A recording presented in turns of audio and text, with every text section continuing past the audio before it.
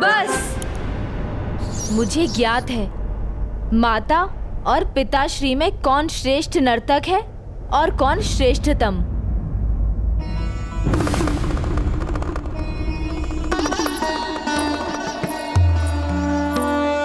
प्रणाम पिताश्री।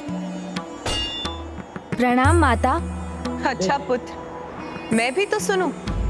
तुम्हारे अनुसार कौन सर्वश्रेष्ठ है? ये किस दुविधा में उलझ गया मैं। अब माँ और पिताश्री सामने हैं। मैं किसे श्रेष्ठ कहूँ और किसे श्रेष्ठतम? कहो गणेश, संकोच कदापि मत करो। तुम्हारी माँ को कदापि बुरा नहीं लगेगा। हाँ पुत्र, सत्य अप्रिय हो तो भी तुम्हारे पिताश्री को कदापि बुरा नहीं लगेगा। अब तुम्हें हमें ये सत्य बताना है कि हम दोनों में से कौन सर्वश्रेष्ठ नर्तक है, मैं या तुम्हारे पिताश्री? हाँ गणेश, स्पष्ट कहो, निसंकोच कहो। मैं कुछ ऐसा ना कह दूं जिससे माँ और पिताश्री क्रोधित हो जाएं। मुझे कुछ युक्ति सोचनी होगी।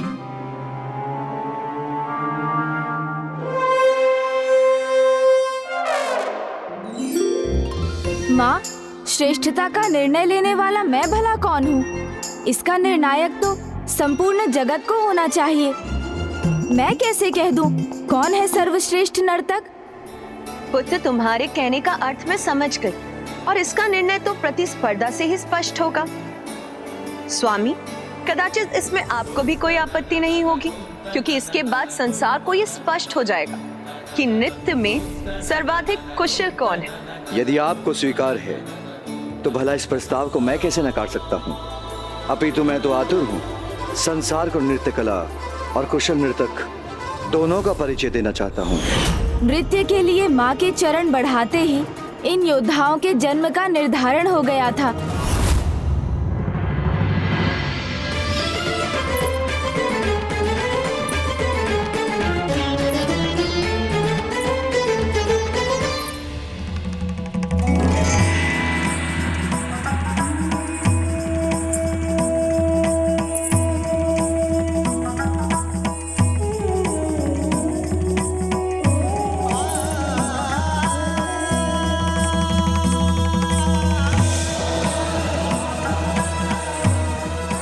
माता पार्वती की प्रभु महादेव की जय। माता पार्वती की जय। माता पार्वती की जय। फिर वो नृत्य आरंभ हुआ। इस नृत्य में पिताश्री शिव शंकर के डमरू के नाद के श्रवण से ऋषि पाणिनि को महेंद्र सूत्र नाम की 14 ध्वनियों की रचना की प्रेरणा प्राप्त हुई, जो संस्कृत व्याकरण का आधार बने।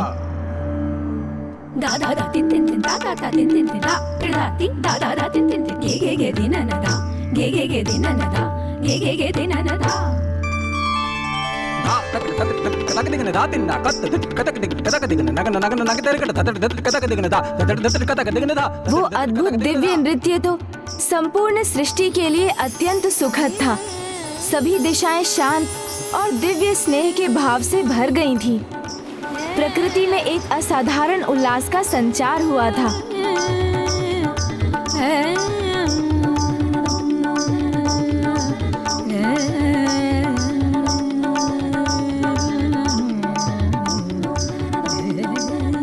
और फिर ऐसा प्रतीत होने लगा जैसे माँ और पिताश्री दो नहीं, एक ही हैं।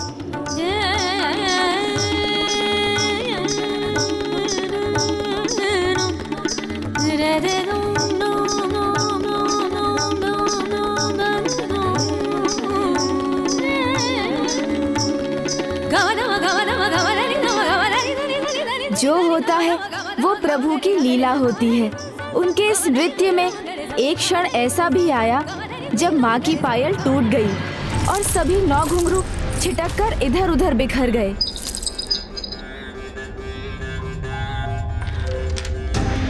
उन दिव्य घुंघरुओं का भी एक विशेष प्रयोजन था। वो बिखरते ही विशाल आकार धारण करने लगे और उन्होंने 9 सुंदर स्त्रियों का रूप धारण किया।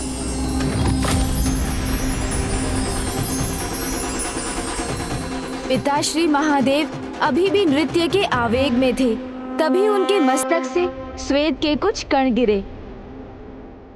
माँ के घुंघरुओं से उत्पन्न उन 9 स्त्रियों ने अपने हाथों में पिता श्री महादेव के श्वेत की बूंदों को स्वीकार किया।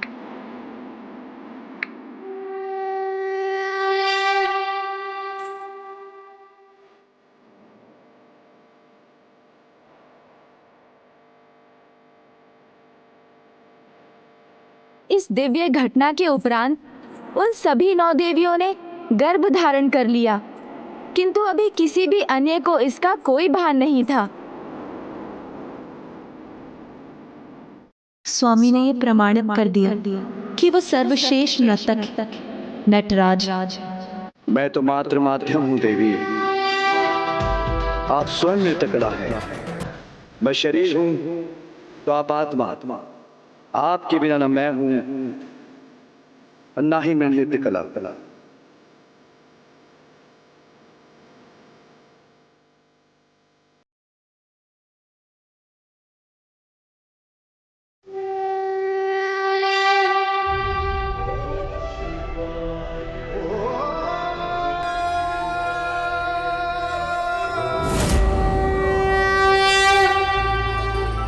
माँ ने सर्वथा उचित ही कहा था।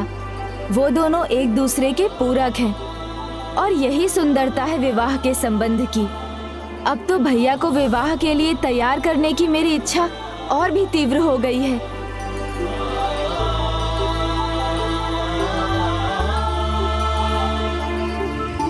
गणेश, क्या हुआ? किस विचार में डूब गए हो तुम? अब आगे क्या हुआ वो बताओ। आगे ये हुआ कि जब माँ की दृष्टि उन स्त्रियों पर पड़ी तो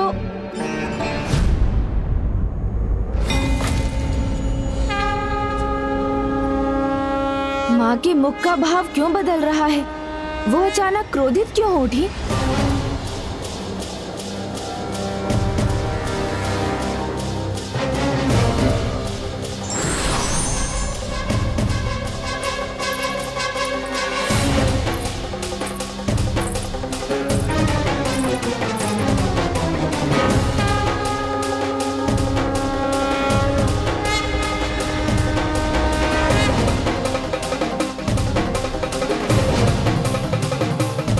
प्रणाम स्वामी।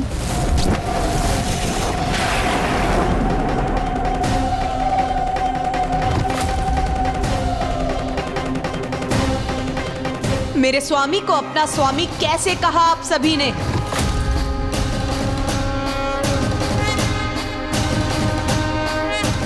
प्रभु महादेव ही हमारे स्वामी हैं। अभी कुछ ही क्षण पहले उन्हें देखते देखते ही हमारा जन्म हुआ।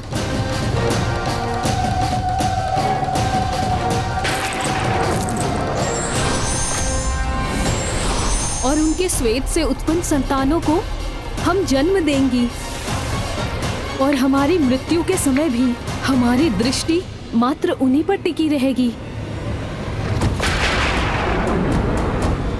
यदि आप मेरे स्वामी महादेव से परिचित हैं, तो उनकी शक्ति से भी अवश्य परिचित होंगी। और ये सब जानते हुए भी अपनी मर्यादा का उल्लंघन किया है तुमने, अपनी सीमा को लांघा है। किसी अन्य के स्वामी से संतान की इच्छा रखना सर्वथा अनुचित है। और इस पाप के दंड स्वरूप मैं तुम सभी को श्राप देती हूँ। और इस पाप के दंड स्वरूप मैं तुम सभी को श्राप देती हूँ। और इस पाप के दंड स्वरूप मैं तुम सभी को श्राप देती हूँ कि तुम्हें कैलाश में कभी शरण नहीं प्राप्त होगी और ना ही तुम अपनी इन संतानों को जन्म दे सकोगे। और इन्हें ऐसे ही गर्भ में धारण कर तुम्हें कैलाश से दूर रहना होगा। माँ ने उन 9 देवियों को इतना कठोर दंड दे दिया। मन, बुद्धि, कृति, इन तीनों का शुद्धिकरण ही प्रायश्चित है। उनका प्रायश्चित तो अनिवार्य था, किंतु ये तो माता की लीला भी थी, क्योंकि उन्हें ये भली भांति ज्ञात था कि उन 9 देवियों के पुत्रों की आवश्यकता संसार को कब होने जा रही थी। कैलाश से जाने पर सभी 9 देवियों ने अपनी भूल को समझकर गौरी शंकराय नमः का जाप आरंभ कर दिया और फिर उनकी वर्षों की तपस्या, आराधना और विनती के फल स्वरूप उन्हें माँ और पिताश्री के दर्शन का सौभाग्य प्राप्त हुआ।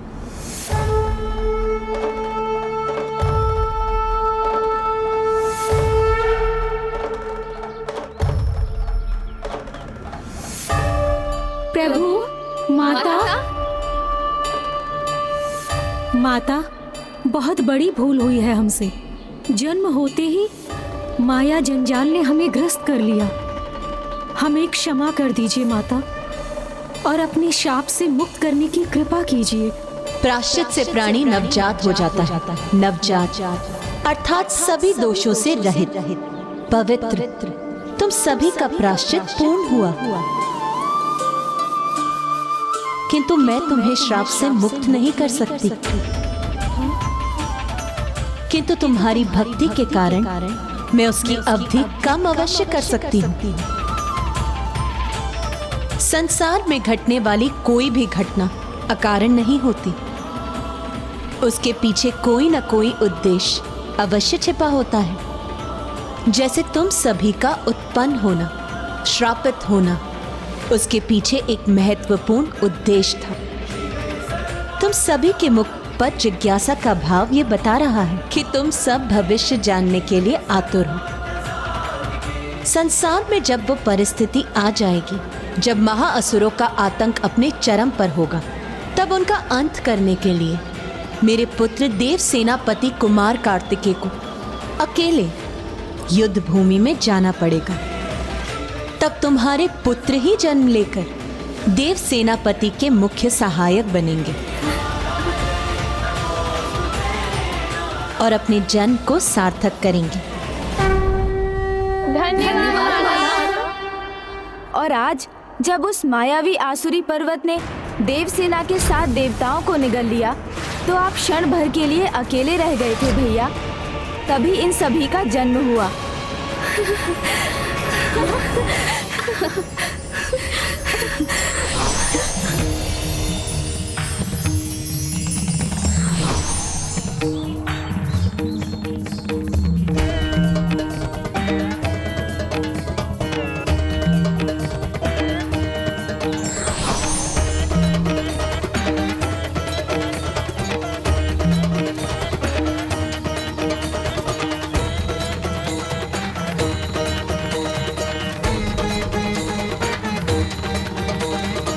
प्रणाम प्रभु गौरी शंकर। प्रभु शिव शंकर, आप ही की ऊर्जा ने हमें इनके जन्म का माध्यम बनाया है, इसीलिए वास्तव में तो ये आप ही के पुत्र हैं। आप इन्हें अपनी सेवा में स्वीकार करें और आप इन्हें इनके जीवन का मार्ग दिखाने की कृपा करें। महायोद्धा होंगे आपके पुत्र देवियों, वीर योद्धा के नाम से विख्यात होंगे, और आप सभी इनकी माताएं नवरत्नों के नाम से जानी जाएंगी। यही है इन 9 वीर बंधुओं के जन्म की कथा, और इनमें ज्येष्ठ है वीर बाहु। अर्थात मैंने अपने 9 सिंहास्त्र से अपने ही भ्राताओं पर वार कर दिया। भैया, मैं समय चक्र को पीछे ले जाकर पुनः इस घटना को यथावत कर दूंगा। तब आप अपना अस्त्र लौटाने की कृपा कीजिएगा। किंतु गणेश,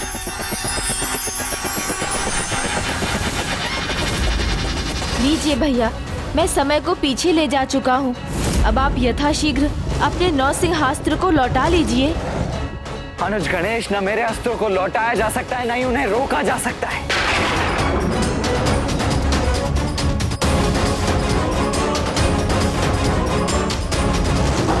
वीर योद्धा कभी अपने कर्तव्य मार्ग से विचलित नहीं होते, चाहे कोई भी चुनौती क्यों ना हो। हमें देव सेनापति कुमार कार्तिकेय तक पहुंचना ही होगा।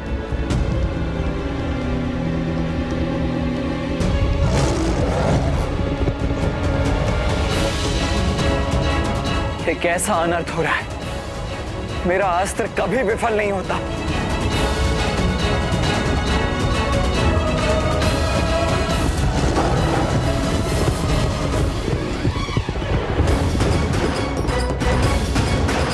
भैया, अपने सामने वाली शिला पर चढ़ जाइए।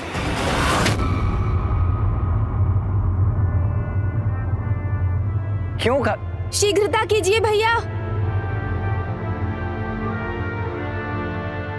मेरा विश्वास कीजिए भैया।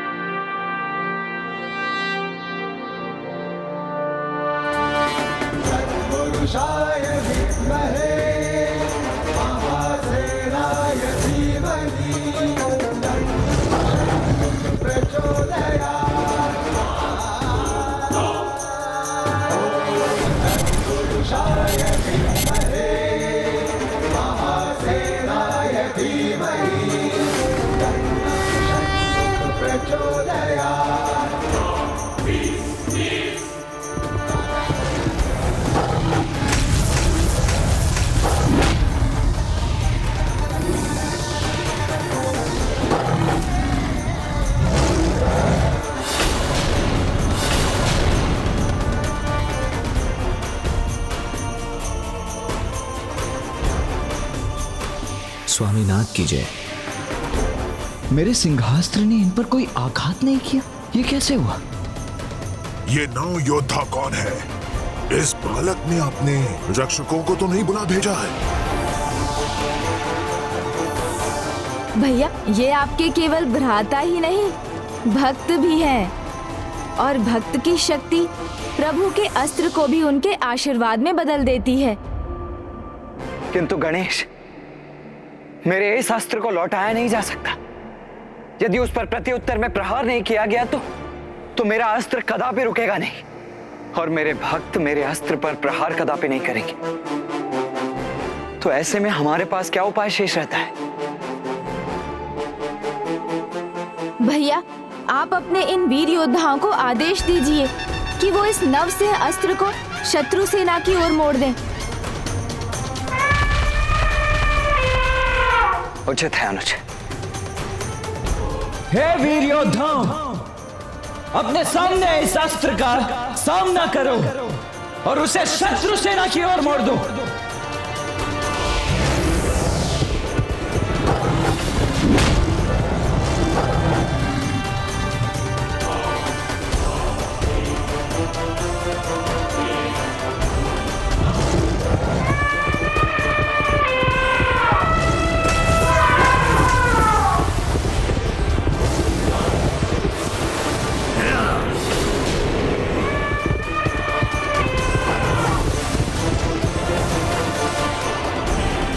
अद्भुत, महापराक्रमी योद्धा हैं ये बंधु तो। देव सेनापति कुमार कार्तिकेय की, देव सेनापति कुमार कार्तिकेय की, देव सेनापति कुमार कार्तिकेय की। इनका ये जय घोष तो शीघ्र इनकी पराजय के स्वर में बदल जाएगा। मुझे इनका सामना करने दीजिए, मैं अभी नहीं मिटा दूंगा। नहीं, जिन्होंने गजमुखन को चुनौती दी है, उन्हें गजमुखन के हाथों ही मृत्यु को प्राप्त होना चाहिए। जब तक मैं आदेश ना दूं, हमारे बीच में कोई नहीं आएगा। उचित है।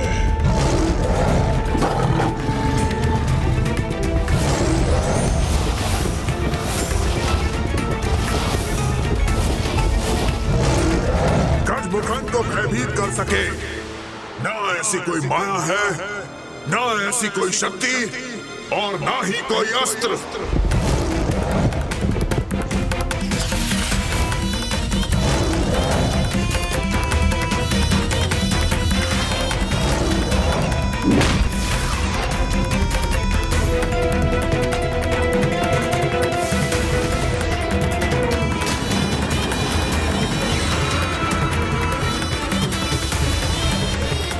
अब आक्रमण मैं करूंगा और तुम सब अवश्य आहत होगे।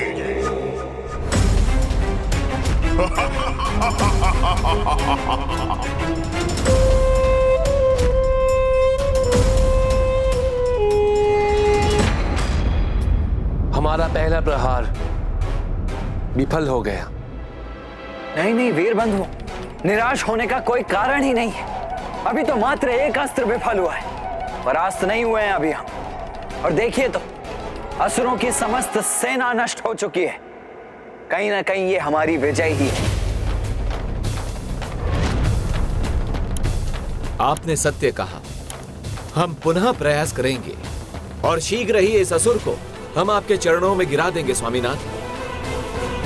वीर बंधु, आप सभी के पराक्रम और सामर्थ्य से मैं अत्यंत प्रभावित हुआ हूं। इसीलिए आप सभी को मैं अपनी देव सेना के सेनापतियों के रूप में नियुक्त करता हूं। और वीर भाव, आप मेरे प्रमुख सेनापति होंगे।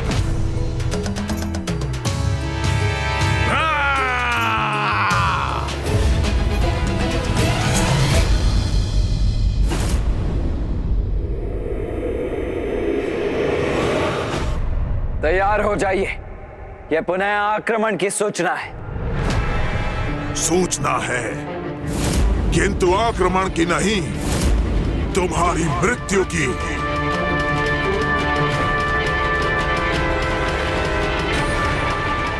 बालक, मैं गजमुखन तुम्हारा काल हूं।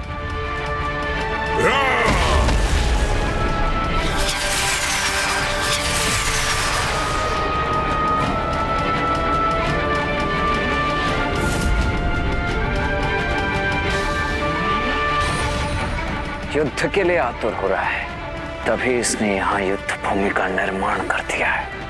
अब कोई तुम्हारी रक्षा नहीं कर सकता।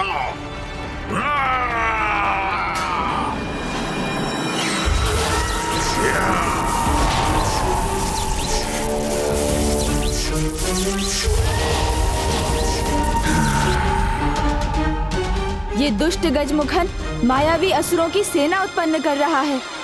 यही उचित समय है इस पर आक्रमण कर देव सेना को मुक्त करवाने का और हमारे सैनिकों को लौटा कर लाने का।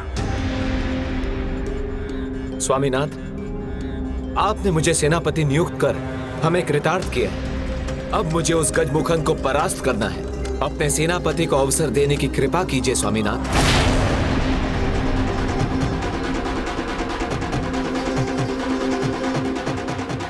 हम अपने सामर्थ्य से इसे परास्त कर अपनी योग्यता प्रमाणित करने के इच्छुक हैं। हम पर विश्वास कीजिए स्वामीनाथ।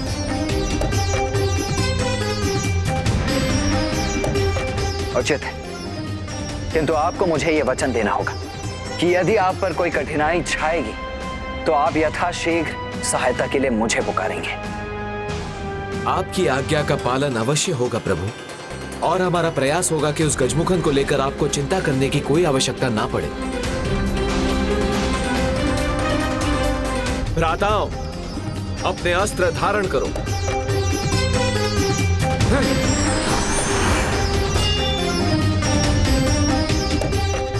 हमें प्रभु के विश्वास का मान रखना है। उस दुष्ट गजमुखन को पराजित करना है।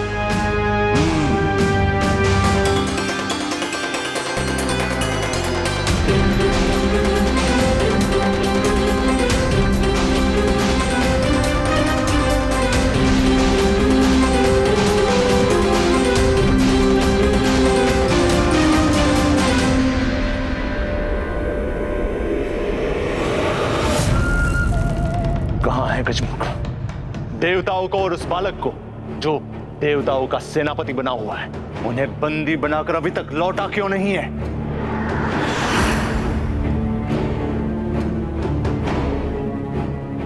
और प्रतीक्षा नहीं करूंगा मैं, शीघ्र उसका समाचार दो। असुरराज, युद्ध भूमि से अभी तक कोई नहीं लौटा।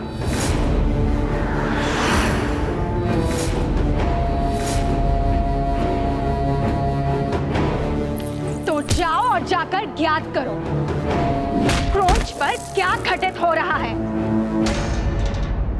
जो बीत चुका है उसे ज्ञात करने की कोई आवश्यकता नहीं है।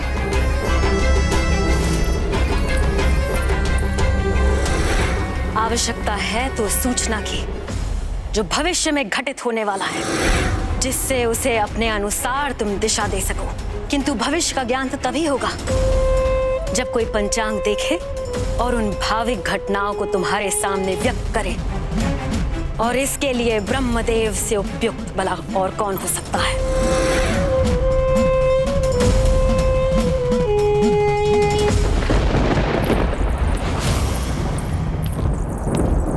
माता के सुझाव का पालन अवश्य होना चाहिए।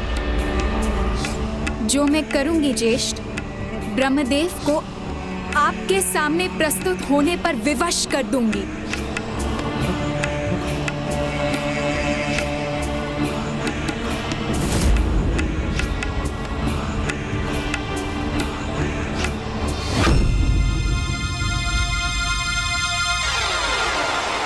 इतना दुस्साहस इनका उस दिव्य योद्धा के बिना ही आ गए। उचित है फिर, अब आ ही गए हैं तो मैं इन्हें उलझा कर रख दूंगा।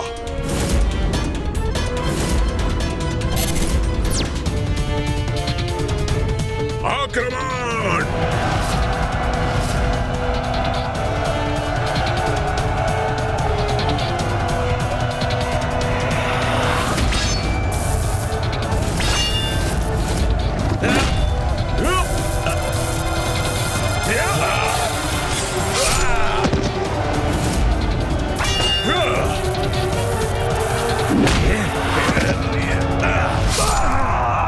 दुष्टों, तुम सभी को नष्ट करेंगे हम। तुम नहीं, मैं आहत करूंगा तुम्हें।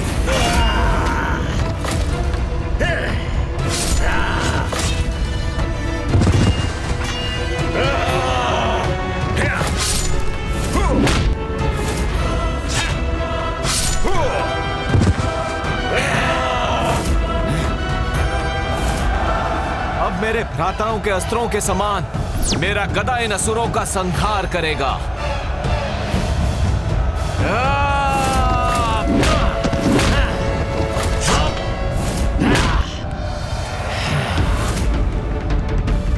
इन मायावी असुर सैनिकों को अपने मार्ग से हटाकर मुझे गजमुखन तक पहुंचकर उसका अंत करना होगा।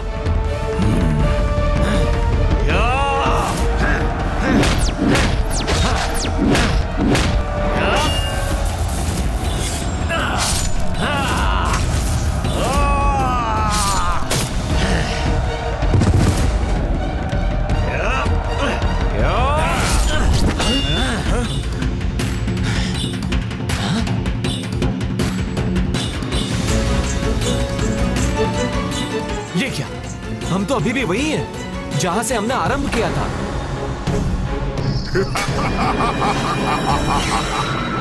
आरंभिक स्थान ही अंतिम स्थान बनेगा तुम्हारा। इस माया का स्रोत तो वो गजमुखन है। वो मिटेगा तभी ये माया भी मिटेगी।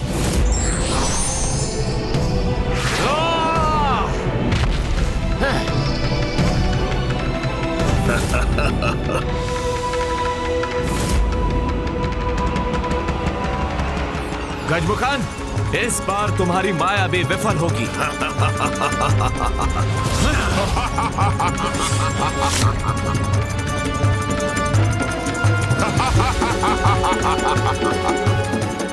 व्यर्थ हो गया मेरा प्रहार। गजमुखन तो यहां था ही नहीं।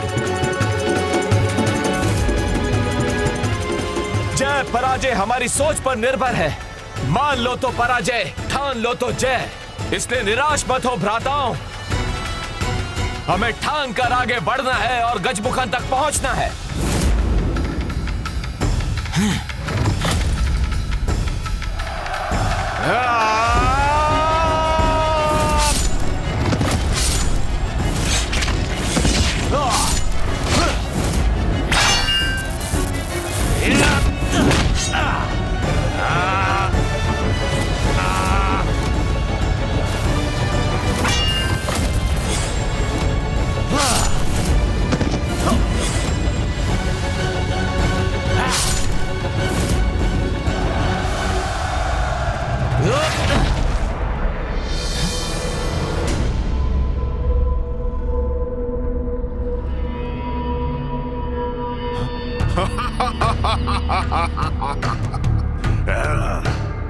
ये तो जैसे अभेद माया चक्र है। जितना आगे बढ़ते हैं उतना ही पीछे रह जाते हैं। गजमुखन के तनिक निकट भी नहीं पहुंच सके हम।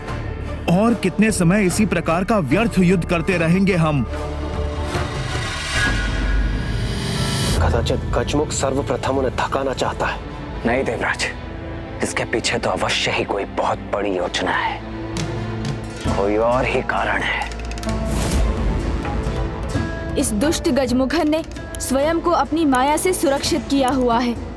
जब तक माया का वो चक्र नष्ट नहीं होता, वीरबाहु उस तक कदापि नहीं पहुंच सकेगा। और यदि ऐसा ही रहा तो भैया कार्तिकेय अपनी इस यात्रा पर आगे नहीं बढ़ सकेंगे। फिर मैं उन्हें विवाह के लिए कैसे तैयार करूंगा? तो प्रभु, क्यों ना हम ही आगे बढ़कर इन वीर बंधुओं की सहायता करें? भैया के आदेश के विरुद्ध जाकर? नहीं मूषक जी, क्या आपको भैया के क्रोध का अनुमान नहीं? मुझ तक कभी नहीं पहुंच सकते ये मूर्ख, किंतु अति शीघ्र इनकी मृत्यु इनके निकट पहुंच जाएगी।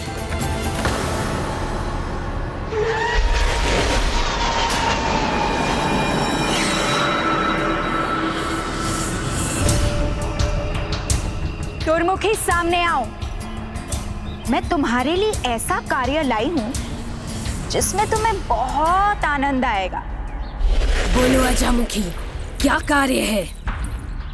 देवताओं का पीछा करने में तुम्हें बहुत आनंद आता है ना? और मैं तो तुम्हें देवियों को ढूंढने का कार्य देने जा रही हूँ। इसमें तो आनंद ही आनंद होगा। कहो, किस देवी को ढूंढना है? इंद्र की पत्नी देवी शची और पुत्री देवसेना। तुम उन्हें ढूंढ कर लाओ। मैं ब्रह्मदेव को ढूंढती हूँ।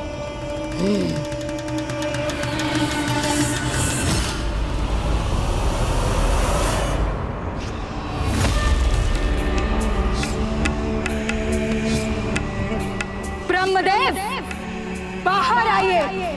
स्वागत कीजिए अपनी अतिथि का।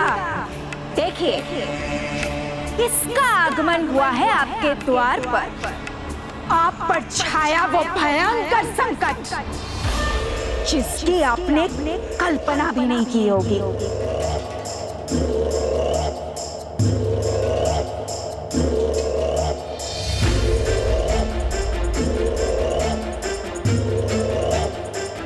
सहजता नहीं तो विवशता में ही सही, पर चलना तो होगा आपको ब्रह्मदेव।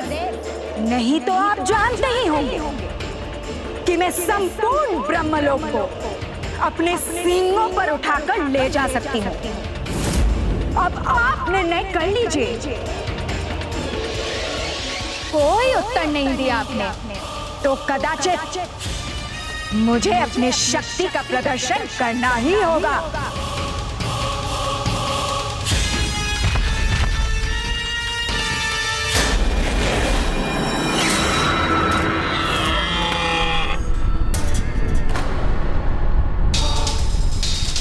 कौन है ये जिसमें ब्रह्मलोक का संतुलन बिगाड़ने का सामर्थ्य है?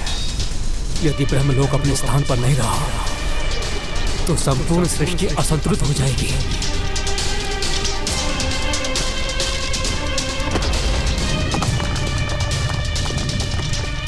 नहीं, मैं इस संकट को पृथ्वी तक कदापि नहीं पहुंचने दूंगा। रुको, मत करो ये अनर्थ।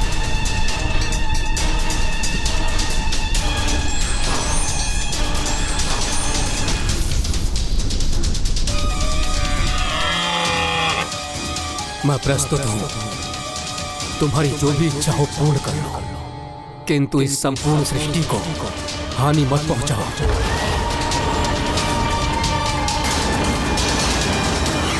ये कैसा स्वभाव है आप देवताओं का? तनिक भी कठिनाई नहीं हुई और आप अपने घुटने टेक देते हैं। अच्छा है, मैं जो कार्य के लिए आई थी वो तो संपूर्ण हो ही गया।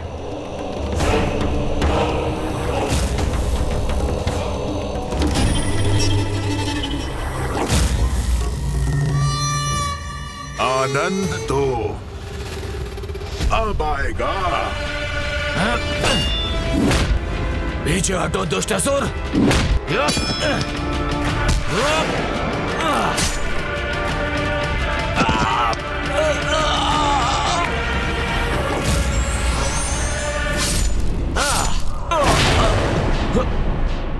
ज्येष्ठ, ये मुझसे क्या हो गया?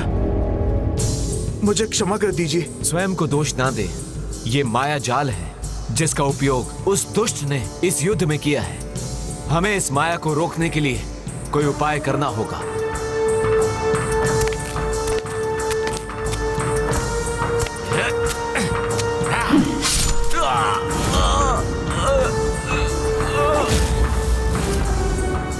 भ्राता, अब ठीक तो है ना भ्राता? क्षमा भ्राता, क्षमा। यदि ये गजमुख इसी प्रकार अपनी माया से इन्हें आहत करता रहा तो मैं अधिक समय तक मूक दर्शक बनकर स्वयं को रोक नहीं पाऊंगा। मुझे शीघ्र ही कुछ करना होगा। नहीं कुमार कार्तिक, आप लोगों ने वचन दिया था जब तक वो आपकी सहायता के लिए पुकारेंगे नहीं, आप अपनी ओर से इस युद्ध में तनिक भी हस्तक्षेप नहीं करेंगे। भाई भाई के रक्त का प्यासा हो जाए, इसमें तो सर्वाधिक आनंद आता है हम असुरों को। मैं वचनबद्ध हूं, इसीलिए बेबस हूं, अन्यथा इस गजमुख की माया को तो कब का नष्ट कर दिया होता मैंने। इस माया को भेदने का एक ही उपाय है जिसमें मैं इनकी सहायता कर सकता हूँ, किंतु कैसे करूं?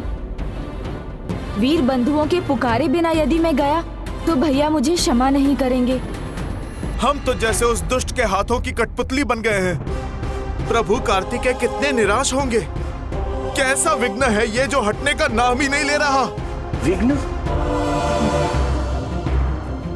विघ्न को टालने का तो एक ही उपाय है।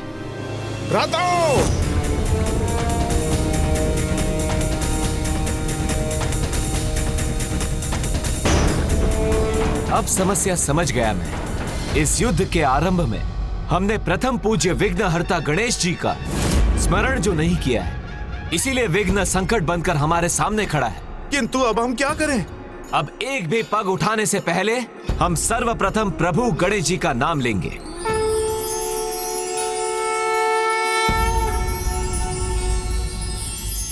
ओम विघ्नहर्ता श्री गणेशाय नमः। ओम विघ्नहर्ता श्री गणेशाय नमः।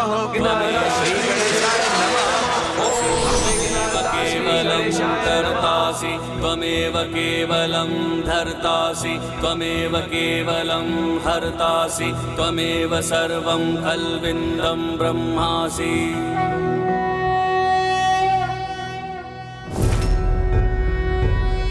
प्रभु यहाँ? हाँ, गजमुखन की माया नहीं, मैं स्वयं हूँ यहाँ।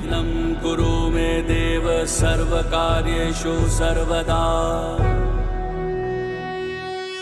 मैंने तो गणेश से स्पष्ट रूप में कहा था कि उसे युद्ध में भाग लेने की अनुमति कदापि नहीं, किंतु फिर भी वो वहां क्यों चला गया? माया की शक्ति को एकमात्र भक्ति से ही भेदा जा सकता है वीरबाहु। और तुम्हें भक्ति भाव से किसका स्मरण करना है ये तो तुम्हें भली भांति ज्ञात है।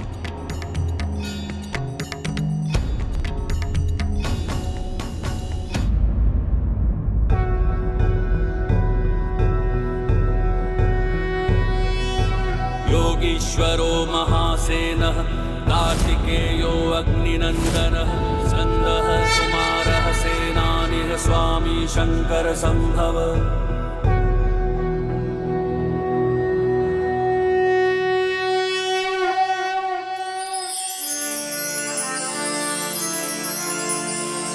इस गजमुख की माया के अंत का समय अब आ गया है।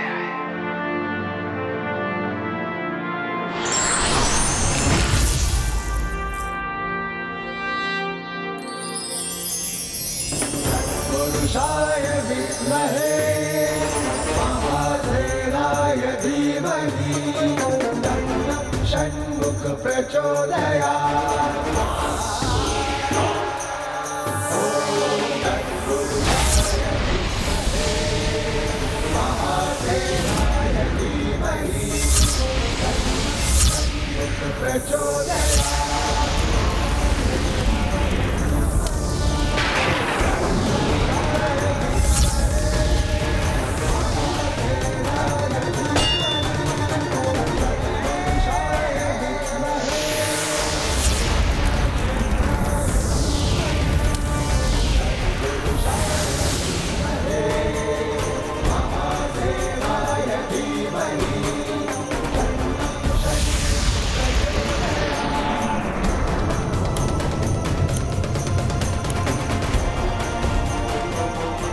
नहीं, ये कैसे संभव है? गजमुखन, अब माया रहित हो गए हो तुम, इसलिए अब तुम्हारी रक्षा कोई नहीं कर सकता।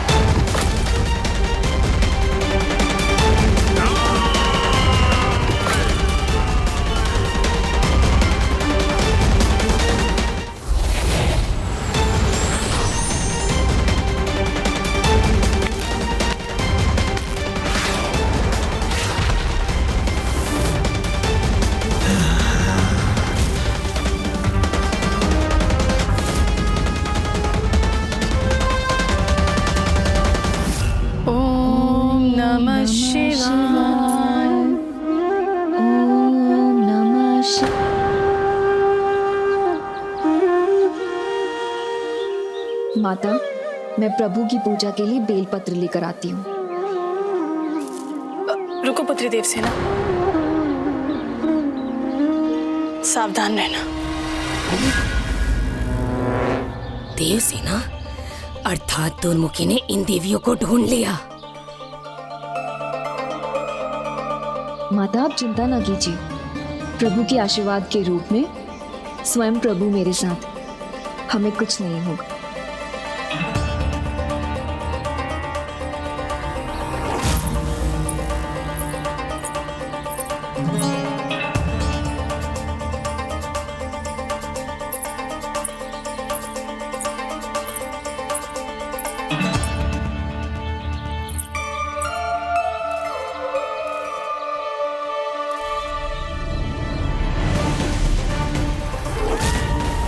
कोई तो है यहाँ।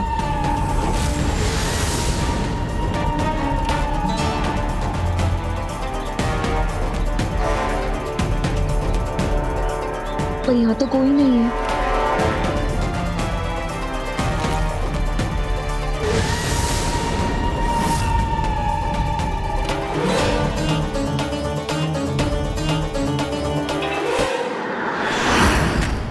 अब ये मुझसे बच नहीं सकती।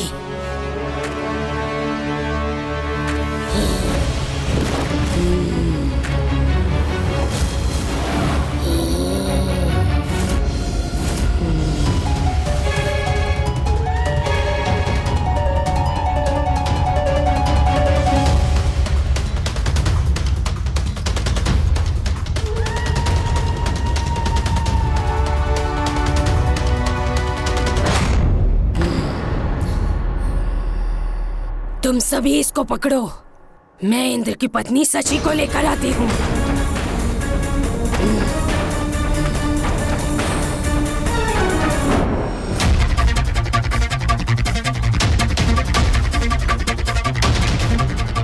स्वामीनाथ, स्वामीनाथ,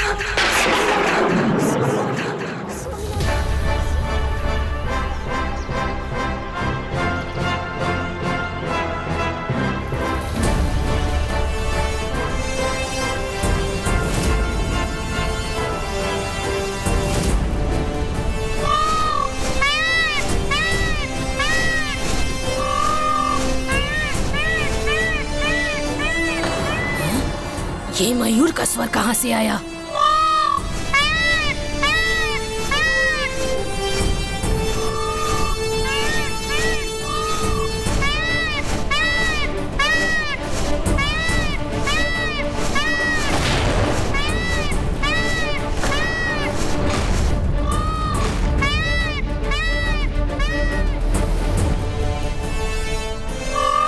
ये मयूर नृत्य करने के स्थान पर देवसेना की रक्षा करने आया है।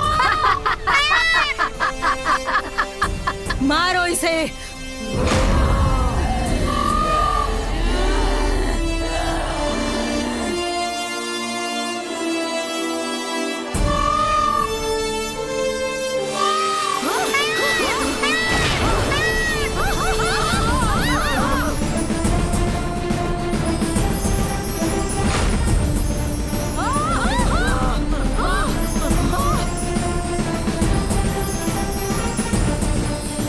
कदाचित मुझे अजामुखी को यहाँ लेकर आना चाहिए।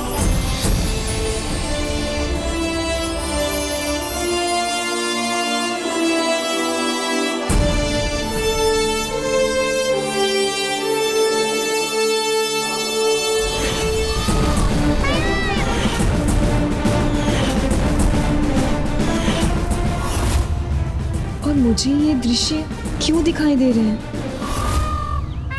मयूर,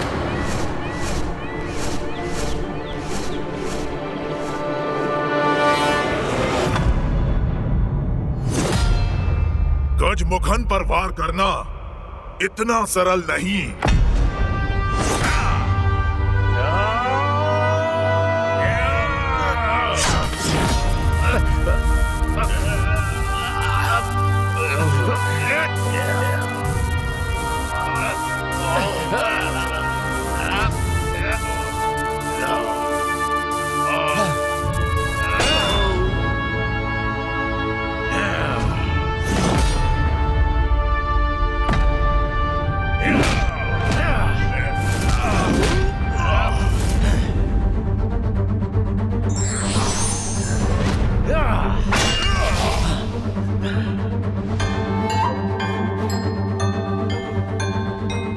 इन वीर बंधुओं का पराक्रम तो सत्य में सराहनीय है। मायावी नहीं, वास्तविक युद्ध करना होगा तुम्हें। इतना साहस है तुम में गजमुखन? दुस्साहस कर रहे हो तुम, जिसका दंड तुम्हें मैं देकर ही रहूंगा।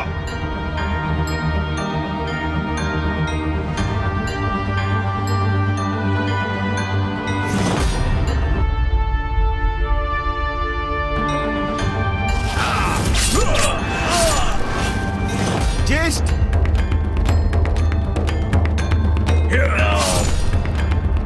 ज्येष्ठ,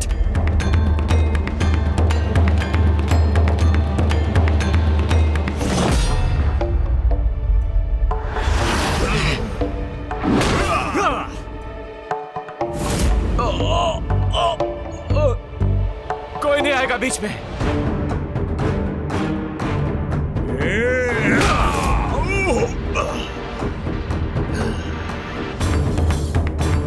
अभी भी कुछ सामर्थ्य शेष है, तो अब अपने प्राणों के साथ उसे भी खोने के लिए तैयार हो जाओ तुम। इस बार मैं तुम्हारे वार के लिए तैयार हूं गजमुखन।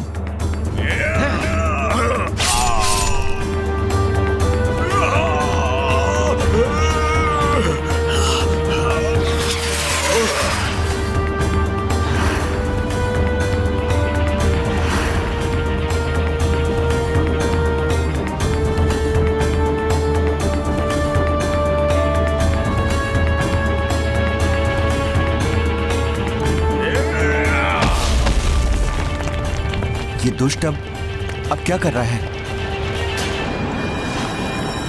ये दुष्ट अपनी दुष्टता से नहीं चूकते। इस दुष्ट गजमुख ने पुनः अपने मायावी पर्वतों का आवाहन किया।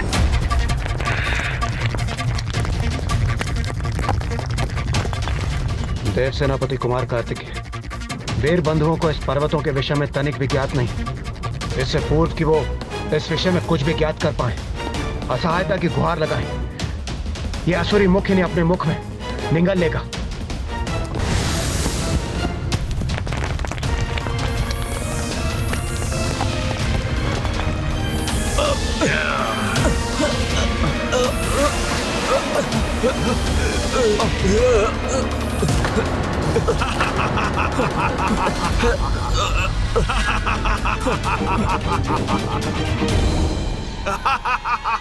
यही वो क्रौंच पर्वत है जिसके विषय में नारद जी ने हमें बताया था। इसे भीतर से नहीं भेदा जा सकता।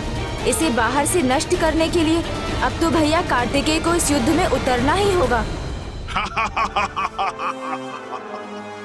क्या हुआ बालक?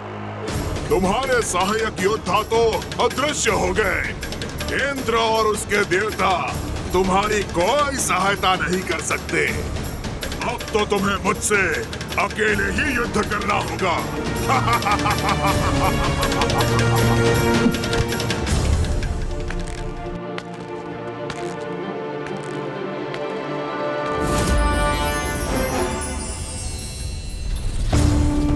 शीघ्र बताए ब्रह्मदेव, क्या लिखा है इस पंचांग में?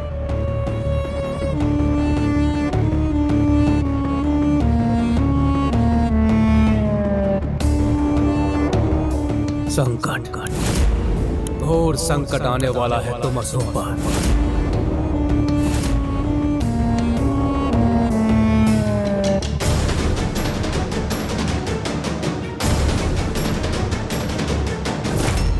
युद्ध नहीं, क्रीड़ा है ये मेरे लिए, और इस क्रीड़ा का अंत मैं ही करूंगा शीघ्र।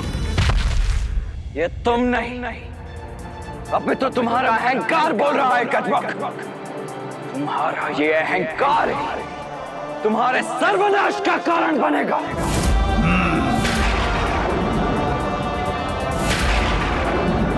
ये भयंकर युद्ध अब उस दुष्ट गजमुखन की मृत्यु के साथ ही थमना चाहिए। 9 योद्धा भेजे थे तुमने, सभी क्रौंच पर्वत में बंदी बने हैं। मैं चाहूं तो तुम्हें भी बंदी बना सकता हूं।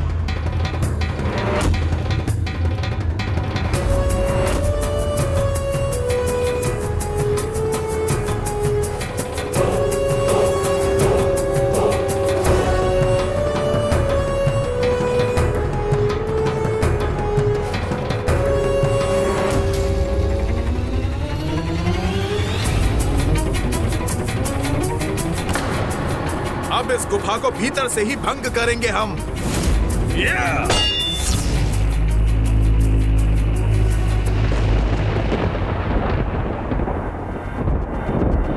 हमारे प्रहार से उत्पन्न ध्वनि ने हमें ही विचलित किया। नहीं भ्राता, नहीं। यहां से बाहर निकलने के लिए हमें उस पर प्रहार नहीं, कोई अन्य उपाय सोचना होगा।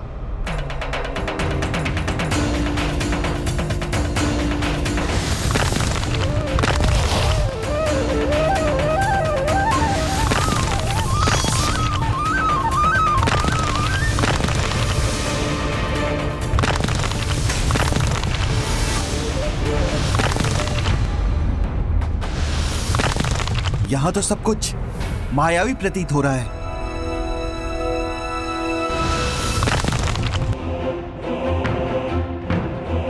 यहाँ का द्वार कुछ ही क्षणों के लिए खुलता है, हमें तभी यहाँ से बाहर निकलना होगा।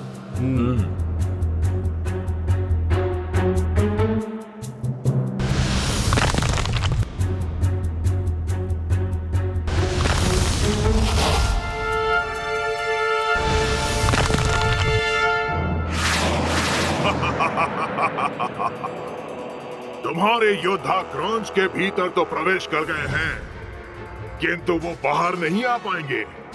दुर्भाग्य है उनका, वो इस सत्य को नहीं जानते। वो जितना प्रयास करेंगे, क्रौंच उनको अपनी उतनी ही अंधेरी गुफा में ले जाएगा, जहां होगा संकटों का एक और पहाड़।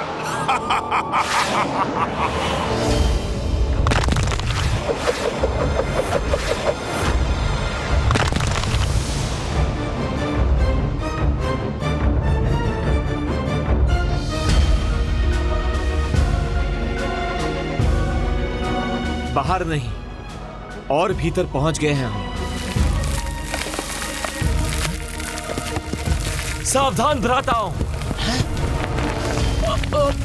स्वयं को सुरक्षित करो।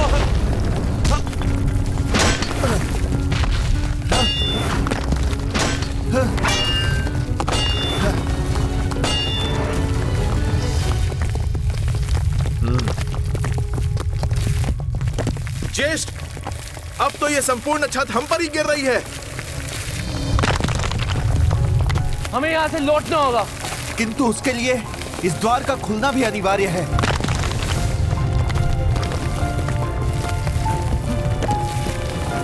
परंतु भ्राता, हमारे पास समय शेष नहीं है। मैं रोकूंगा इसे। भ्राता, तुम सब जाओ। परंतु भ्राता, आपको छोड़कर नहीं जा सकते हैं हम। हाँ भ्राता, हम आपको छोड़कर नहीं जा सकते। ये तुम्हारे ज्येष्ठ और मुख्य सेनापति का आदेश है, जाओ। किंतु भ्राता, मैंने कहा जाओ।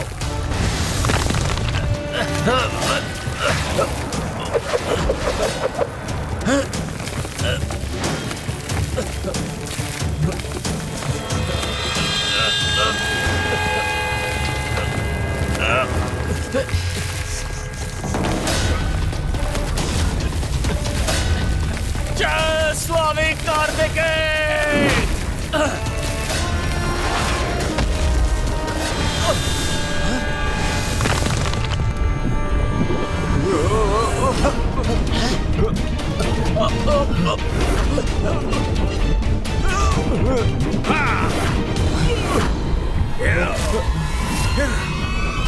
अब हम तपते हुए लावा पर तैरती इन शिलाओं पर हैं।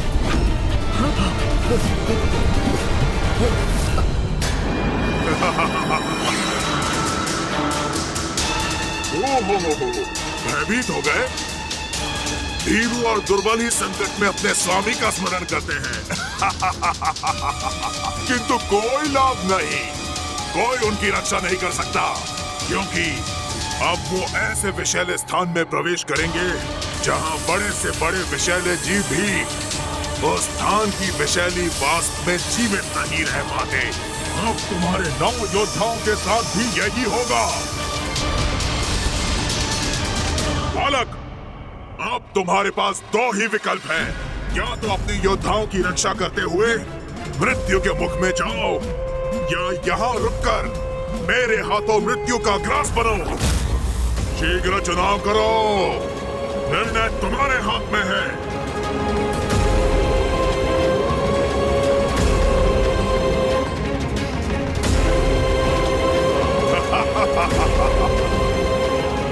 कहीं वो उस लावा कक्ष में तपते लावा में डूबने वाले तो नहीं?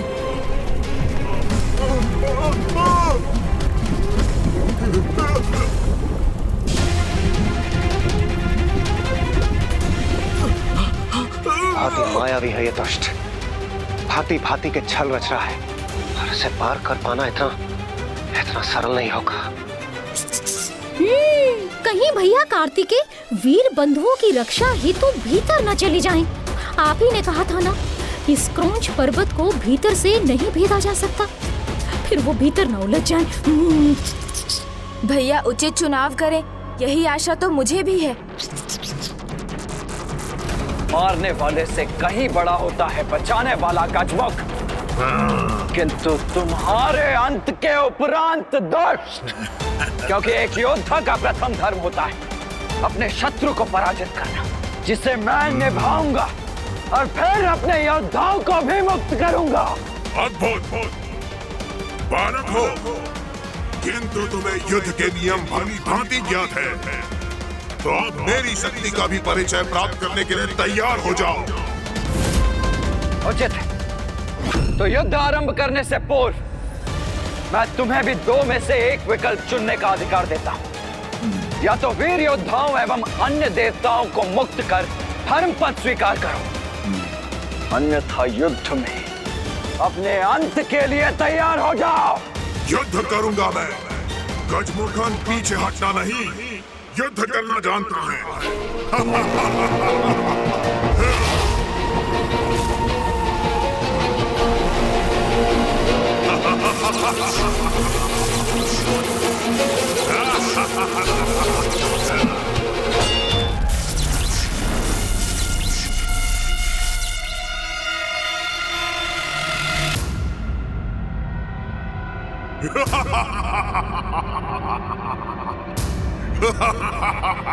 ये दुष्ट इस रेखा को खींचकर हम दोनों के मध्य की दूरी बढ़ा रहा है, किंतु फिर भी मेरे वार से नहीं बच पाएगा ये, कदापि नहीं।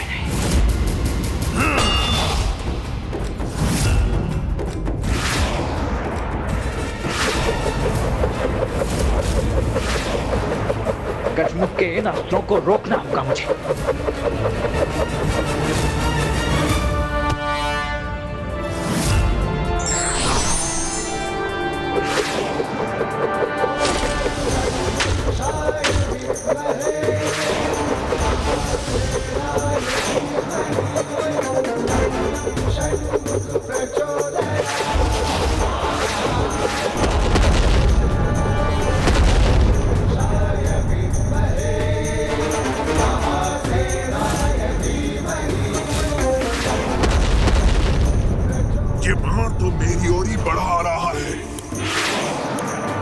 इसलिए बालक समझना भूल थी मेरी, और शक्तिशाली प्रहार करना होगा मुझे।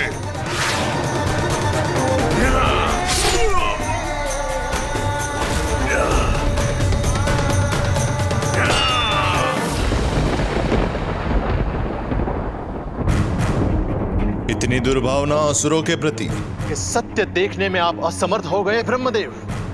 काल की बात कर रहे हैं, जबकि हमने देवताओं को ही नहीं स्वयं देवराज इंद्र के पुत्र को अपना सेवक बनाया है और स्वयं आप भी तो हमारे समक्ष प्रस्तुत होने पर विवश है ब्रह्मदेव। असुर सम्राट, बंदी देवता, देवराज के पुत्र आपकी इच्छा के बंदी है।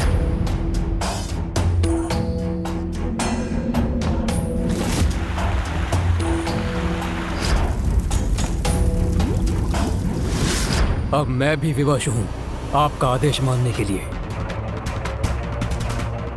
किंतु ये पंचांग आपके अधीन नहीं है।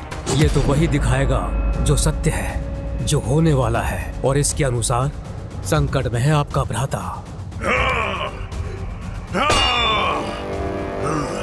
मेरा रक्त बहाया तो तुम्हें रक्त से रिक्त कर दूंगा। सावधान ब्रह्मदेव, और एक शब्द सुनना नहीं चाहता हूं। गोपुत्र,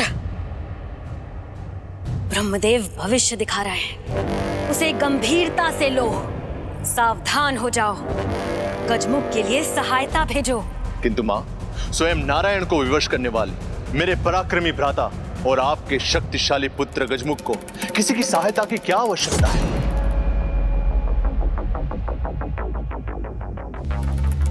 उचित है, आपके आदेश का पालन होगा। गजमुख और उसका पुत्र असुरेंद्र अभी कहां पे? महान असुरेंद्र इस समय राजभवन में नहीं है, अभी तो क्रौंच पर्वत के निकट बने अपने शस्त्रागार में युद्धाभ्यास कर रहे हैं। युद्ध कौशल तो असुरेंद्र अपने बाल काल से ही सीख रहा है। अस्त्र और युद्ध कला में निपुण हो गया है वो। मेरा आदेश उस तक पहुंचाओ कि जाकर वो अपने पिता की सहायता करे और शीघ्र ही मुझे विजय का समाचार प्राप्त।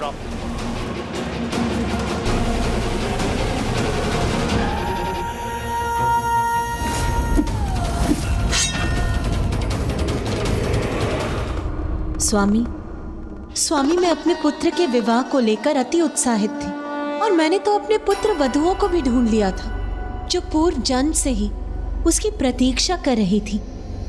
एक ओर देवराज इंद्र की पुत्री देवसेना है।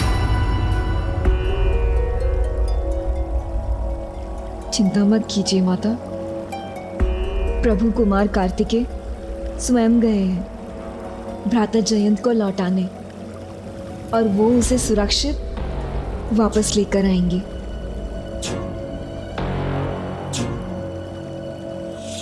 और दूसरी ओर है कुमारी वल्ली।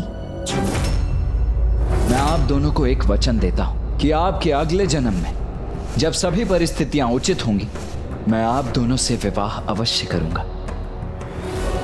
किंतु वो तो अपने विवाह उत्सव के भाग बनने के स्थान पर युद्ध भूमि में महाभयंकर असुर का सामना करने के लिए विवश है।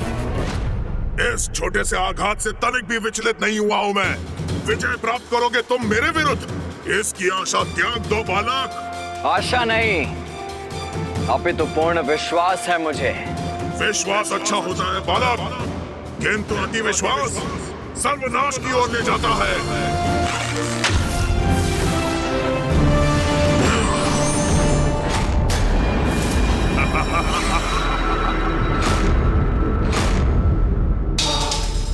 मेरे इस बाएं हाथ ने तो नारायण के सुदर्शन चक्र को रोककर थाम लिया था, उसके सामने तुम्हारे ये हार क्या है?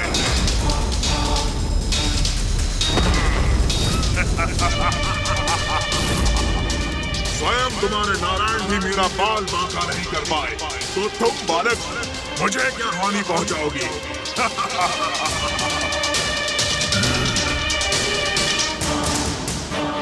और देखो बालक, क्रौंच पर्वत की ये लालिमा बता रही है कि तुम्हारे 9 योद्धा शीघ्र लावा की गहराई में खोने जा रहे हैं। तो भीतर वो और यहाँ तुम, सबका एक साथ अंत होगा।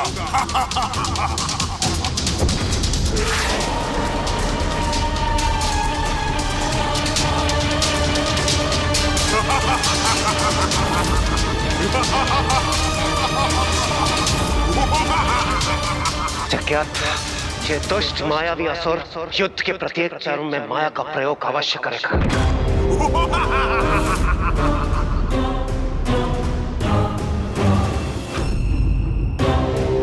ये ये मूर्ख गजमुखन भूल गया?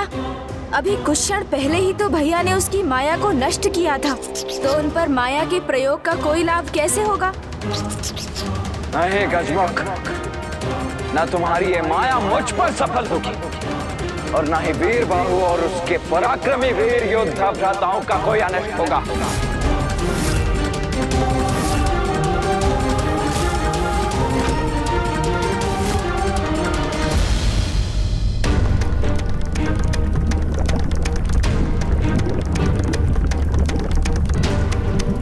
हमें पुनः अवसर देखकर इस द्वार से बाहर जाना होगा। किंतु भ्राता, यदि वहां कोई इससे ही बड़ा संकट हमारी प्रतीक्षा में हुआ तो?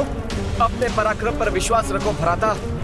जब तक श्वास है तब तक हम पराजय नहीं मानेंगे।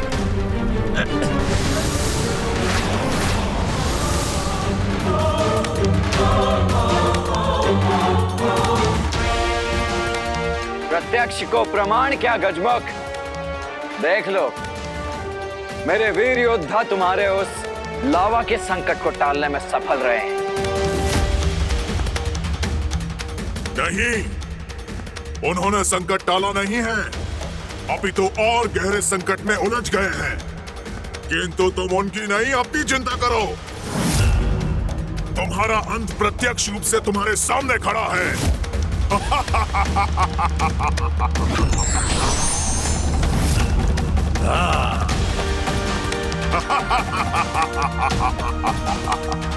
जब मेरी दृष्टि वास्तविक गजमुख पर है, तो मुझे अन्य मायावी गजमुखों की चिंता करने की क्या आवश्यकता है?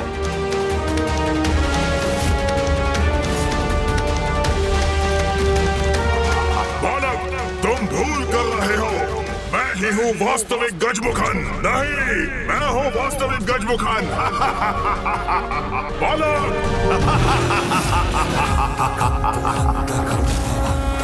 मात्र एक यही है जिस पर काले अंधकार की छाया दिखाई दे रही है।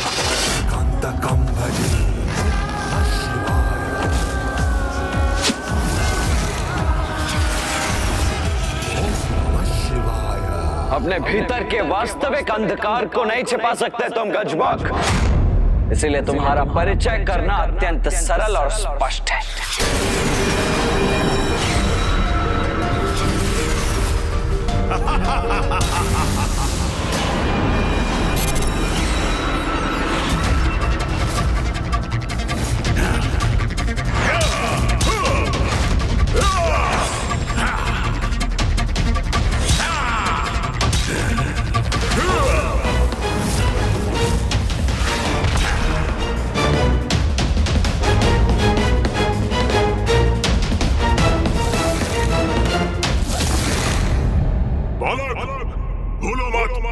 गजमुखन माया का ही नहीं, बाहुबल का भी धनी है।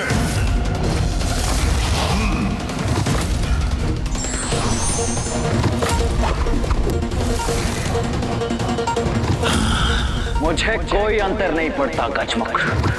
माया हो चाहे बाहुबल, सब मेरे समक्ष विफल होंगे।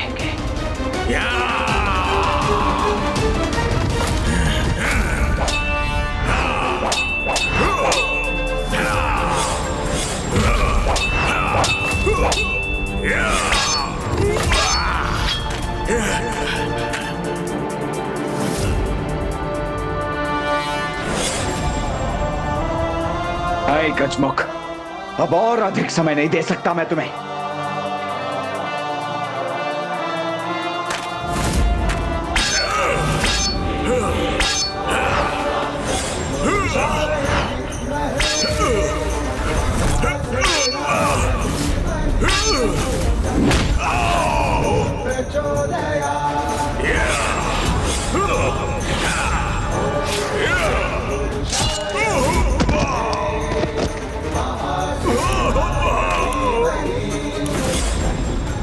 यही अवसर है। देव सेनापति कुमार कार्तिकेय को इस दुष्ट का अंत कर देना चाहिए।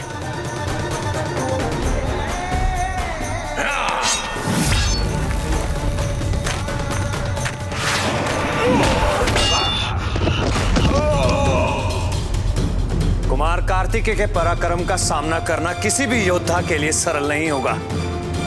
शीघ्र भैया इस दुष्ट का अंत कर अपनी यात्रा आगे बढ़ाएंगे। तब मुझे उन्हें विवाह के लिए मनाने का अवसर प्राप्त हो जाएगा। देखता हूँ बालक, अब तुम कैसे वार करोगे।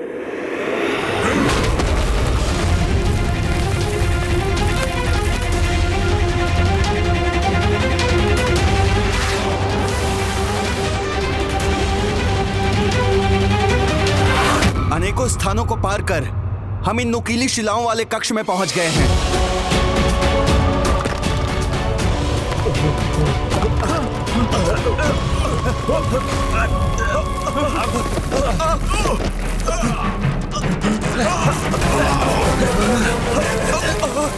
थामने के लिए कुछ भी नहीं है हमारे पास।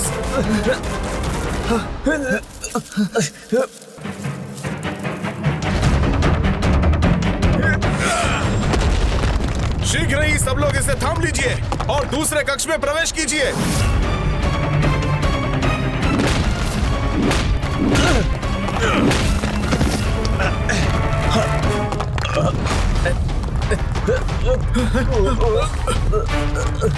भ्राताओं, मुझे ऐसा प्रतीत हो रहा है कि ये शिलाखंड हम सबका भार नहीं सह सकेगा। किंतु हमें प्रयास करना होगा। मात्र इतने समय ही इसका प्रयोग करना है, जितने समय में हम इस कक्ष से बाहर निकल सके।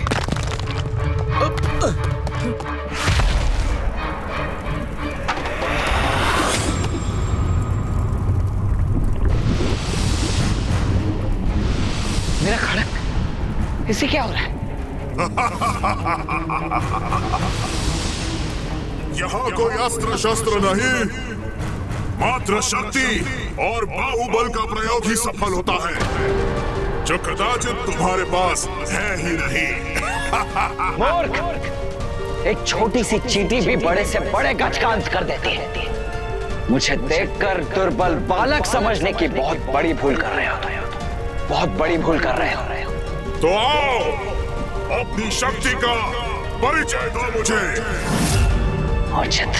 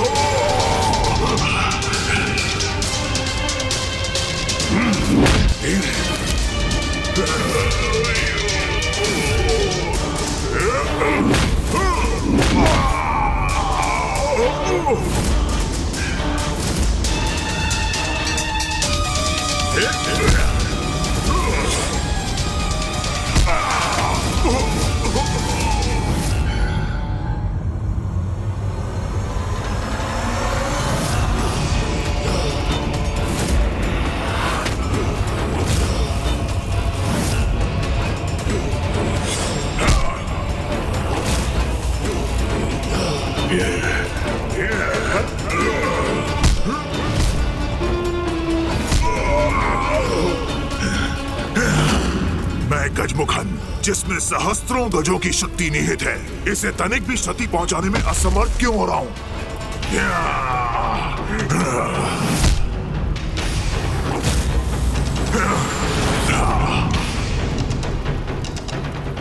इस बालक का तो मुझे एक ही प्रहार में अंत करना होगा।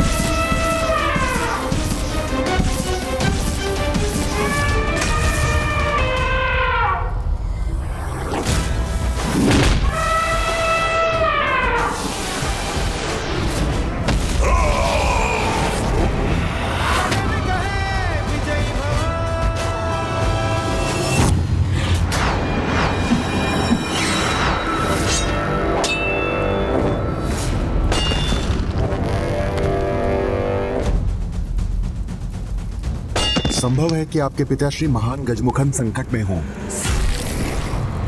इसीलिए महान असुर सम्राट का आदेश है कि आप शीघ्र जाकर अपने पिता की सहायता कीजिए। मेरे पिता अपराजय है, किंतु युद्ध में उनका साथ देना मेरा परम सौभाग्य होगा।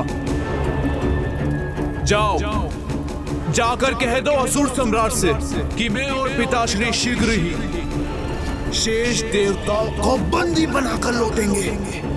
अवश्य।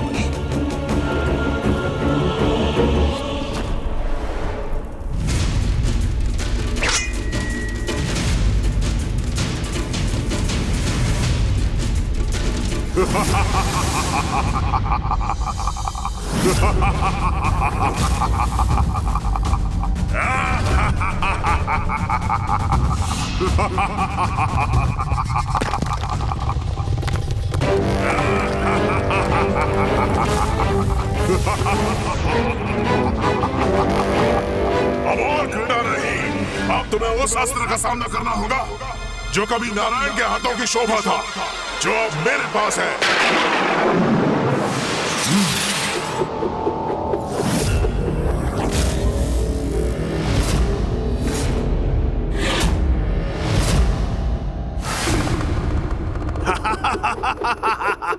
दर्शन चक्र। अब ये दुष्ट देव सेनापति कुमार कार्तिकेय पर सुदर्शन चक्र से प्रहार करेगा। भैया प्रभु नारायण के सम्मान में उनके सुदर्शन चक्र का कभी उत्तर नहीं देंगे।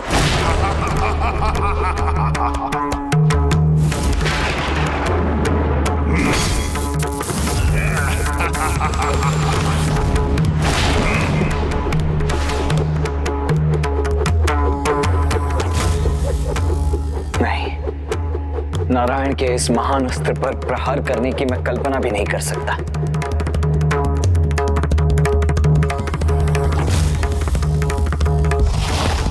हमें जो करना है शीघ्र करना होगा।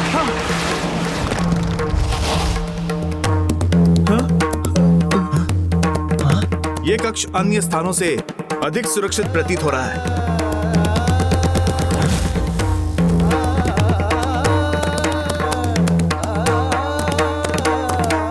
ये सुरक्षित नहीं, सबसे असुरक्षित स्थान है।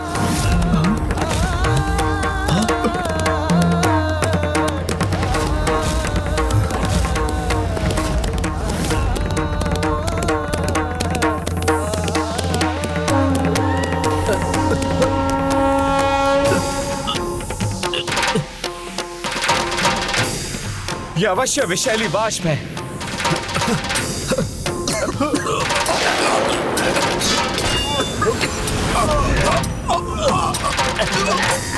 ये क्या? हम गिरने जा रहे हैं।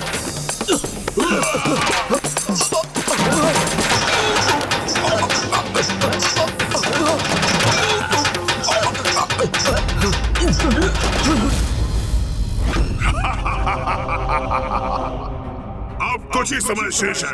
तुम्हारे और तुम्हारे योद्धाओं के अंत में फिर इन देवताओं को बंदी बनाकर ले जाऊंगा मैं। कितना आनंद आएगा जब देवराज साहेब स्वर्गलोक के सारे देवता असुर सम्राट के सेवक होंगे।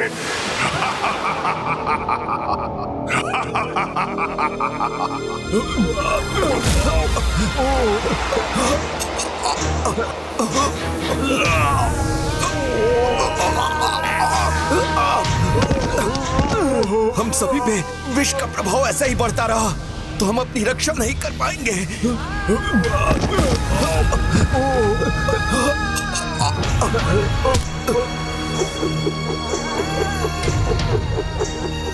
हे मामा जी, हे प्रभु श्री हरि नारायण, आपका सुदर्शन चक्र भैया कार्तिकेय के निकट पहुंच रहा है। कृपा कर उन्हें सुरक्षित कीजिए।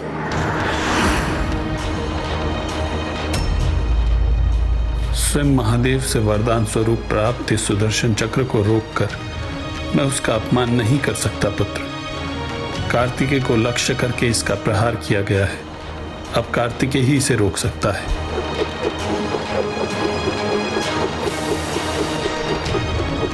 क्या करूं मैं? कैसे पुत्र कार्तिकेय की सहायता करूं? वीर योद्धाओं को कैसे संकट मुक्त करूं मैं? हे प्रभु कुमार कार्तिकेय, आपका सहयोग करने में विफल हो गए। हमें क्षमा कर दीजिए प्रभु। ओम स्वामीनाथाय नमः। ओम स्वामीनाथाय नमः। वीर बाहु की पुकार है ये। महावीर बंधुओं के प्राणों पर संकट छाया और यहाँ सुदर्शन को मैं रोक भी नहीं सकता, किंतु वीर बंधुओं के प्राणों को कुछ होने भी नहीं देना है मुझे। अब क्या करूं?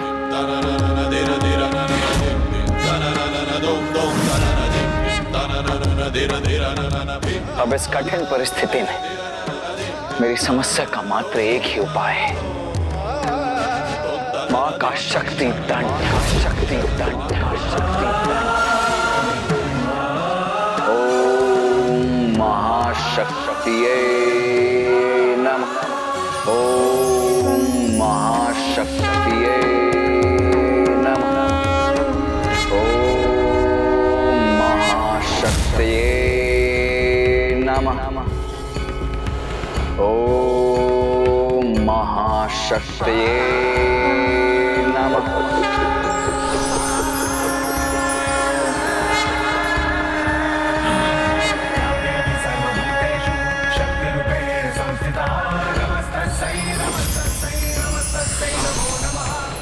अब ये कौन है? ये कहां से प्रकट हो गई?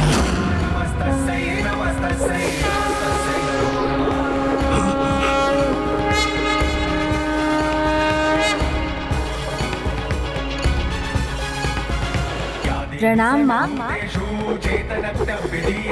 सुदर्शन चक्र भी थम गया।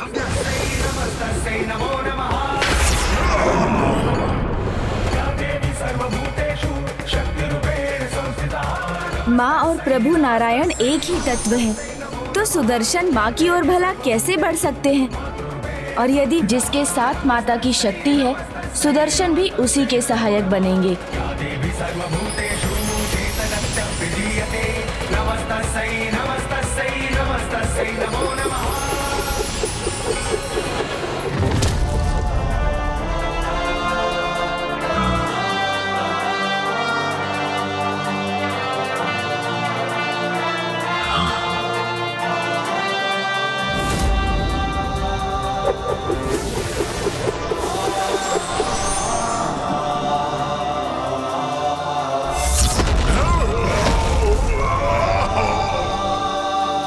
देव सेनापति कुमार कार्तिकेय की, देव सेनापति कुमार कार्तिकेय की, माता पार्वती की, माता पार्वती की, माता पार्वती की।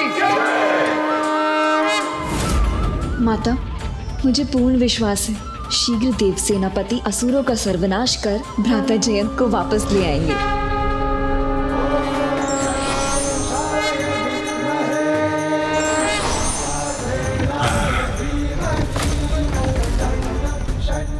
आश्चर्य, एक बालक होकर भी युद्ध का इतना ज्ञान। अस्त्र शस्त्र द्वंद्व युद्ध कुछ भी तो अछूता नहीं इससे। यहाँ तक कि सुदर्शन चक्र को भी इसने रोक लिया। ये कैसे संभव है? कदाचित तुम्हें इनका पूर्ण परिचय अभी ज्ञात नहीं हुआ। स्वयं गौरी शंकर प्रभु महादेव के पुत्र देव सेनापति कुमार कार्तिकेय से युद्ध करने का दुस्साहस किया है तुमने।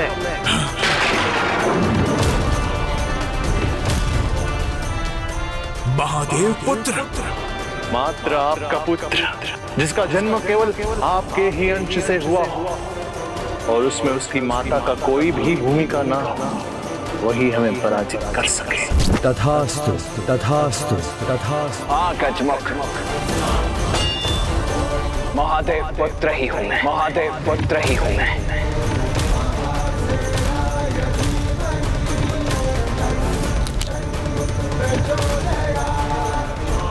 अवश्य ही कोई महादेव के समान शक्तिशाली आएगा जो तुम्हारे दम के साथ साथ तुम्हारा भी अंत करेगा।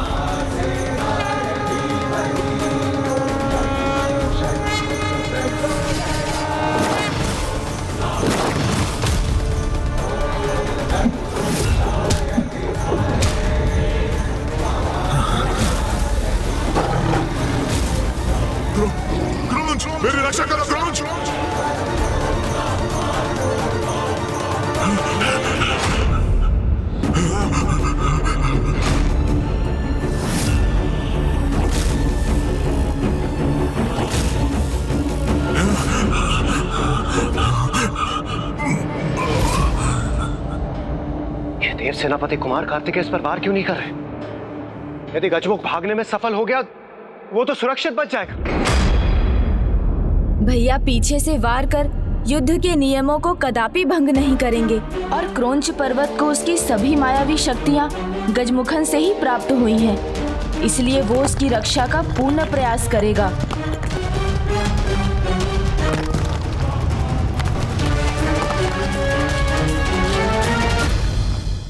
नियति जिसका विनाश चाहती है उससे कोई बड़ी भूल भी करवाती है। वो अवश्य पीछे मुड़ेगा और तब उसके सामने उसका काल होगा।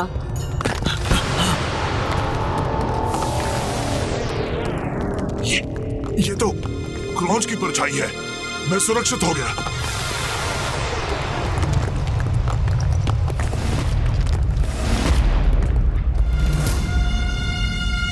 महादेव पुत्र, कितने भी वार कर लो तुम, परंतु मेरा स्पर्श नहीं कर पाओगे। मुझ तक बढ़ने का दुस्साहस किया तो मेरा क्रौंच पर्वत तुम सबको निकल जाएगा। तुमने मुझे विवश कर दिया शक्ति का प्रयोग करने पर।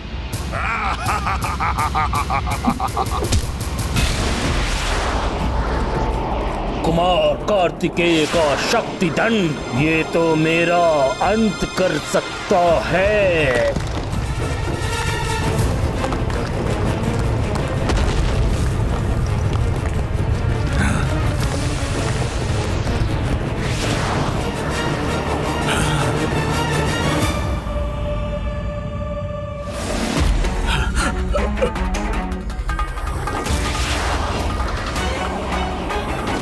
अपनी रक्षा कैसे करूं मैं? मुझे कौन बचाएगा?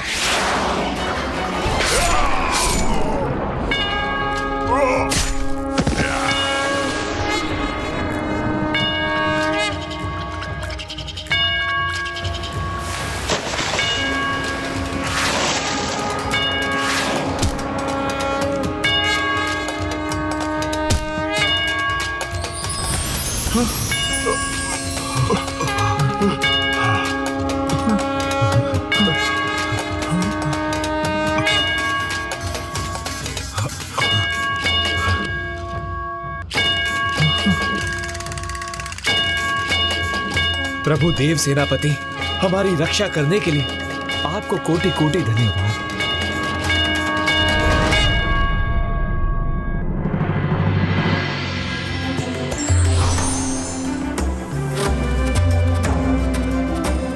प्रभु स्वामीनाथ की जय। देव सेनापति कुमार कार्तिकेय की जय। देव सेनापति कुमार कार्तिकेय की जय। देव सेनापति कुमार कार्तिकेय की जय। पिताश्री, खून का वध हो गया। ये अनर्थ कैसे हो गया?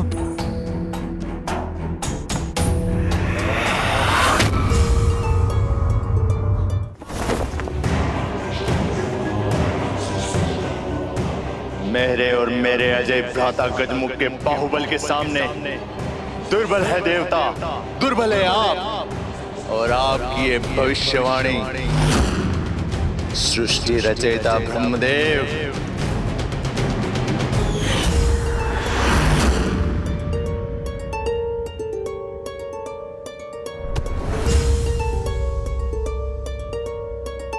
पिताश्री,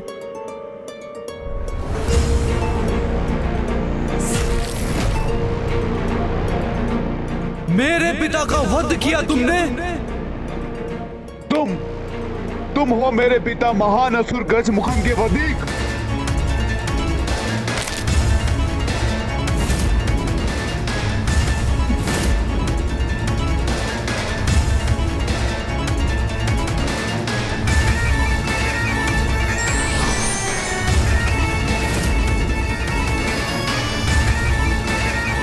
ये युद्ध करने का समय नहीं है।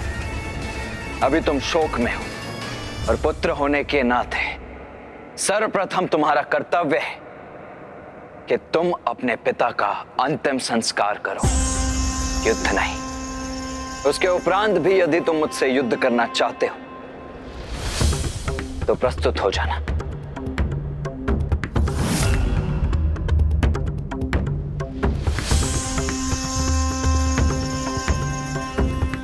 चलिए मूषक जी, भ्राता केदारनाथ की यात्रा के लिए निकल चुके हैं।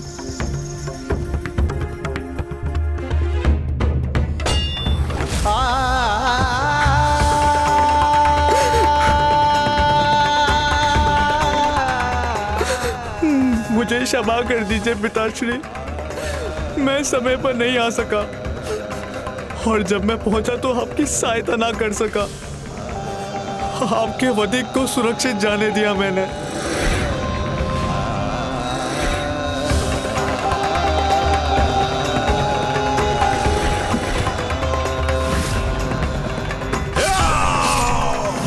किंतु प्रतिशोध की अग्नि मेरे भीतर धधक रही है। जब मैं आपकी मृत्यु का प्रतिशोध लूंगा, वो सर्वकाल का सबसे भयंकर युद्ध होगा। वो सर्वकाल का सबसे भयंकर युद्ध होगा। ब्रह्मदेव, कदाचित आप मेरे पुत्रों के पराक्रम से परिचित ही नहीं, तो सुनिए, देवताओं को अपना सेवक बनाकर उनका मिथ्या दंभ मिटाया है। अब बारी है आपके ज्ञान को पराजित करने की। इसीलिए आपको तो अब यहीं रुकना होगा ब्रह्मदेव।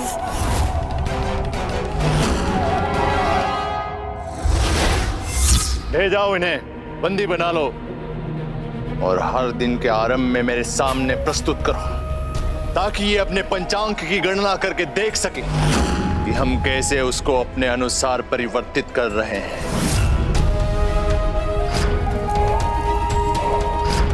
ये कैसा दृश्य देखा मैंने?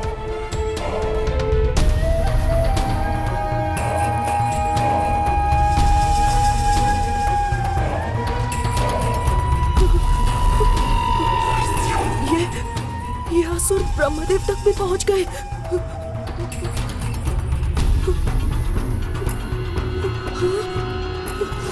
ब्रह्मदेव स्वयं इनके बंदी बन गए, तो फिर हमें कौन मुक्त करेगा?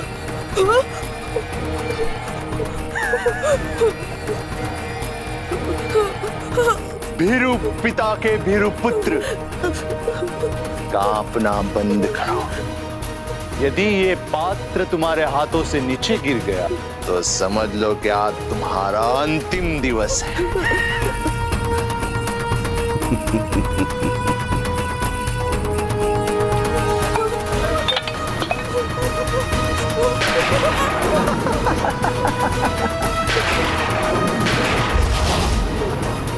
इस जल में रक्त क्यों दिखाई दे रहा है मुझे? मुझे क्षमा कर दीजिए असुर सम्राट, मैं ये स्थान अभी स्वच्छ कर देता हूँ। ये है देवराज इंद्र, अर्थात स्वर्ग के सबसे शक्तिशाली पुरुष का पुत्र। मेरी एक हुंकार ने इसे सूखे दुर्बल पत्ते के भांति हिला दिया। और तब भी ब्रह्मदेव को हमारा भविष्य अंधकारमय दिखाई दे रहा है। कोई बात नहीं, आज गजमुख इंद्र को बंदी बनाकर लेके आएगा, तब हमारे शक्ति का सत्य उन्हें भी ज्ञात हो जाएगा। भ्राता श्रीमुख, गजमुख के भव्य स्वागत की तैयारी की जाए। उसके लिए समग्र महेंद्रपुरी को सज्जित किया जाए। नहीं! ज्येष्ठ, अनिष्ट की आशंका मेरे मन में छाई हुई है। नारायण ने आपको जिसके प्रति सचेत किया था, कहीं ये बालक वही तो नहीं?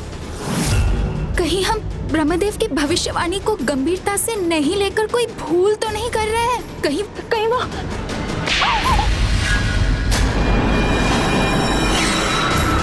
गजमुखन और सिंहमुखन जैसे पराक्रमी योद्धा की बहन की मुख से ऐसी निराशाजनक बातें शोभा नहीं देती। इसीलिए तुम्हारी भलाई इसी में है कि तुम अपना मुख बंद रखो।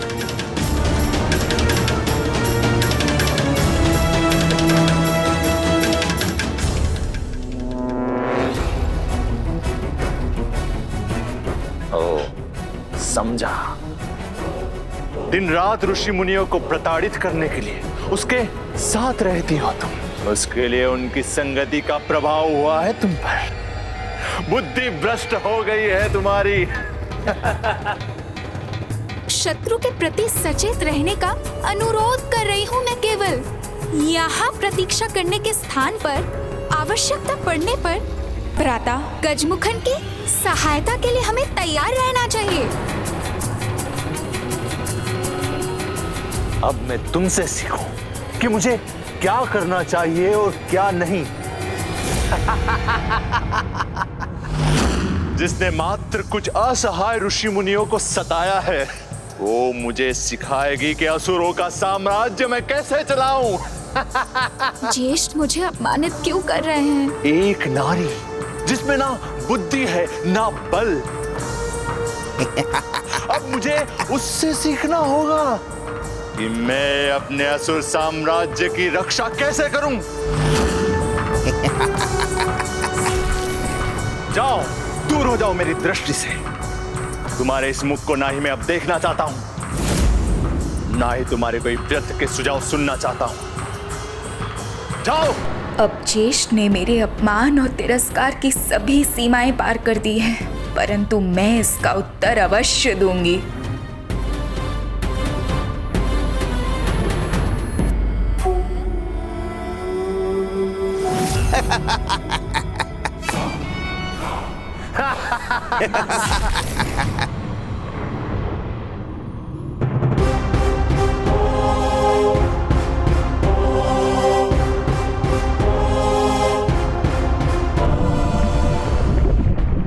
अब मुझे उससे सीखना होगा कि मैं अपने असुर साम्राज्य की रक्षा कैसे करूं, जिसमें ना बुद्धि है ना बल, जिसमें ना बुद्धि है ना बल। अंततः ढूंढ ही लिया मैंने। मुझे ज्ञात हो गया देवराज इंद्र की पत्नी देवी सची कहाँ है, परंतु उसे पकड़ने में तुम्हारी सहायता चाहिए।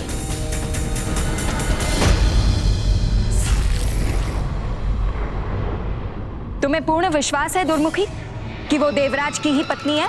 हाँ, किंतु तुम्हारे नेत्रों में अश्रु क्यों है? भरी सभा में ज्येष्ठ मेरा अपमान करे तो फिर मेरे नेत्रों में अश्रु ही तो होंगे ना दुर्मुखी। किंतु अब मैं अपना सामर्थ्य प्रमाणित करूंगी, तभी ज्ञात होगा उन्हें कि एक भाई अपने बहन का परित्याग कर सकता है, लेकिन एक बहन अपने भाई को नहीं भूल सकती। चलो दुर्मुखी, मुझे इंद्र की पत्नी के निकट ले चलो। अवश्य, चलो।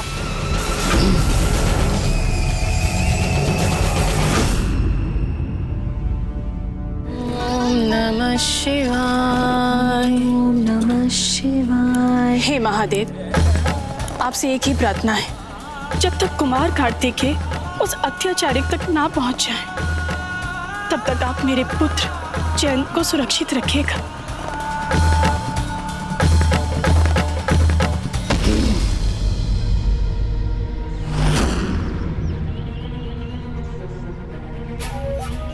अवसर मिल गया तुम्हें अजामुखी, मिल गया। असुर सम्राट सुरापद्मन के समक्ष स्वयं को प्रमाणित करने का कि मैं साधारण नहीं असाधारण हूं। यहाँ किसी की उपस्थिति का आभास हो रहा है, मुझे सावधान रहना चाहिए।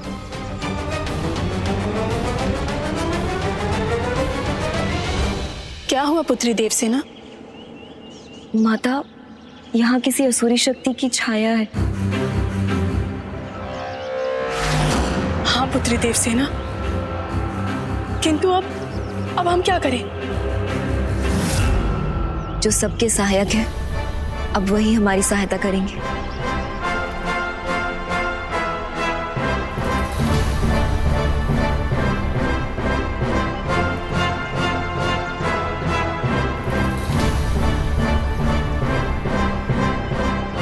ओम कार्तिकाय विद्महे शक्तिहस्ताय धीमहि तन्नो स्कंदः प्रचोदयात्। ओम कार्तिकाय विद्महे शक्तिहस्ताय धीमहि तन्नो स्कंदः प्रचोदयात्। ओम कार्तिकेयाय विद्महे शक्तिहस्ताय धीमहि ओम कार्तिकाय विद्महे शक्ति ये स्वर, ये तो मेरे भक्तों की गुहार है। स्कंदा प्रचोदयात्। ओम कार्तिकेयाय विद्महे शक्तिहस्ताय धीमहि तन्नो स्कंदा प्रचोदयात्। मुझे ऐसा आभास क्यों हो रहा है जैसे कोई पुनः विपत्ति आने वाली हो। धीमहि तन्नो स्कंदा प्रचोदयात्। ओम कार्तिकेयाय विद्महे शक्तिहस्ताय धीमहि। हमारा आगे बढ़ना कठिन होता जा रहा है, किंतु मैं रुकने वाली नहीं हूँ दुर्मुखी। किसी भी परिस्थिति में स्वयं को प्रमाणित करना ही होगा।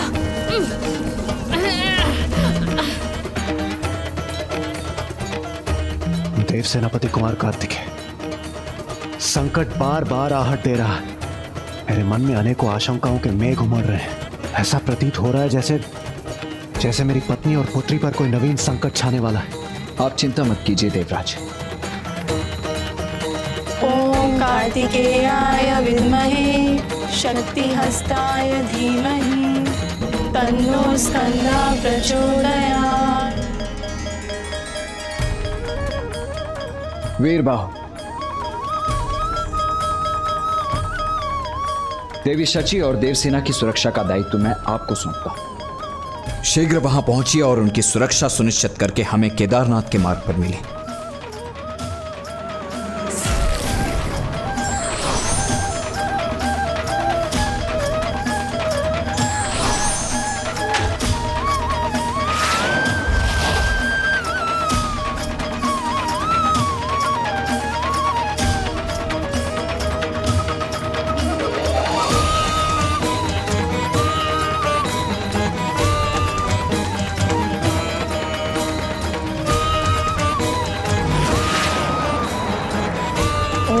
कार्तिकेयाय विद्महे शक्तिहस्ताय धीमहि तन्नो स्कंदा प्रचोदयात्।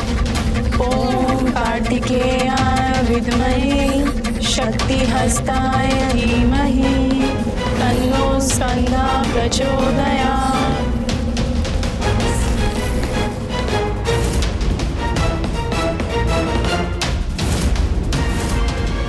ना व्यर्थ का विरोध, ना कोई चीख पुकार, ये सब नहीं चाहिए मुझे। शांति पूर्वक चलो मेरे साथ। मैं तुम्हें तुम्हारे पुत्र के पास ले चलूंगी, जिसकी सुरक्षा की तुम प्रार्थना कर रही थी। माता और पुत्र दोनों मिलकर असुर सम्राट की सेवा करना। तुम्हारा सौंदर्य उन्हें अवश्य भाएगा और वो मेरे उपहार स्वरूप तुम्हें अवश्य स्वीकार करेंगे। फिर तो मेरे बल बुद्धि पर कोई शंका नहीं कर पाएगा। निकट मत आना हमारे। ना तुम हमें लेकर जा सकती हो और ना हम तुम्हारे साथ जाएंगे।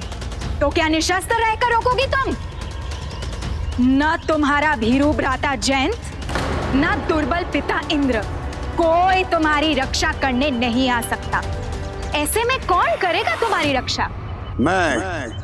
मैं रोकूंगा तुम्हें।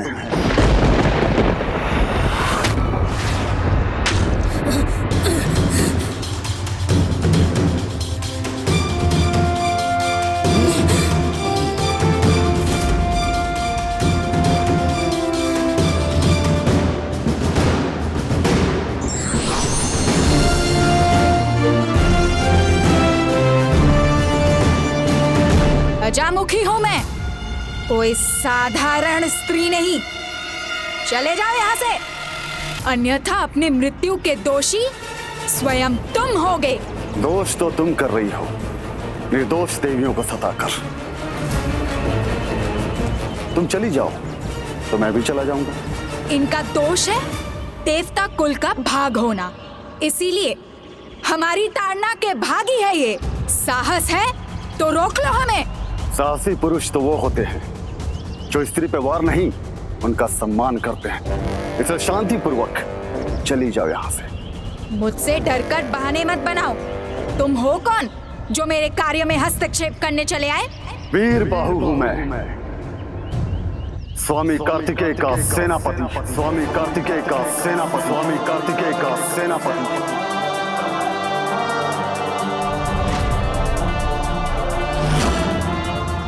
कार्तिकेय? कौन कार्तिकेय?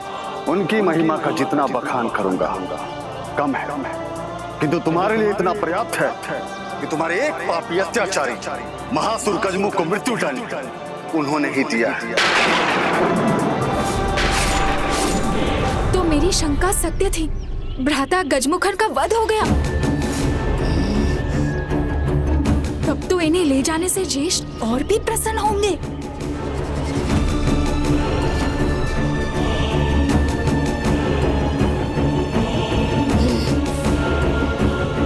वो जो भी है उसके किए का दंड अवश्य मिलेगा और मेरे प्रतिशोध का आरंभ होगा इन दोनों के हरण से।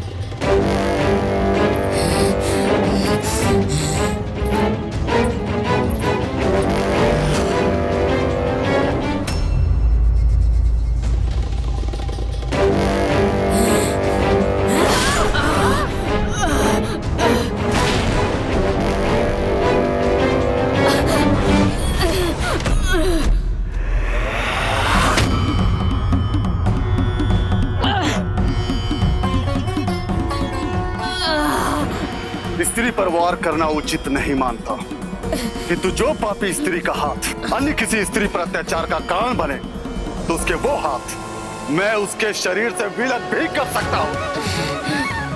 अब जाओ यहाँ से, अन्यथा अपने प्राण भी गंवा बैठोगी। आज अभी यहाँ से स्वयं को बचाऊंगी तो ही कल मुस्कुरा पाऊंगी और तभी भविष्य में इसका वध कर पाऊंगी।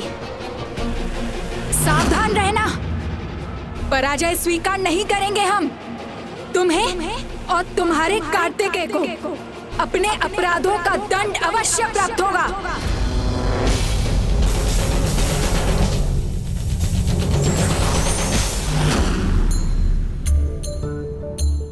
प्रणाम प्रणाम प्रणाम। आप चिंता ना करें माता, मैं भी आपको सुरक्षित स्थान पर ले जाऊंगा। किंतु देवराज इंद्र तो स्वर्ग में उपस्थित नहीं है, इसलिए वो स्थान भी हमारे लिए सुरक्षित नहीं है। तो फिर आप कहाँ लेकर जाएंगे हमें? कैलाश कैलाश कैलाश।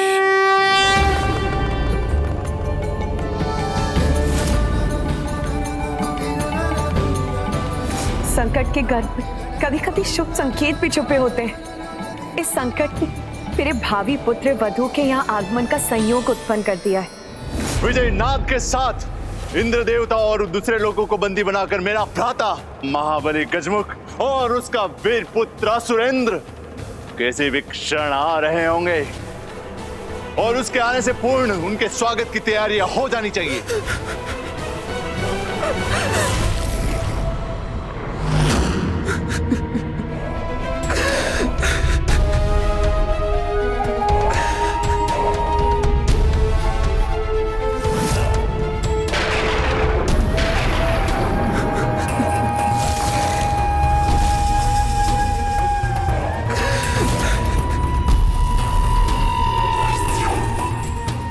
कहाँ है ये सुरेंद्र और मेरे भ्राता गजमुख कहाँ है?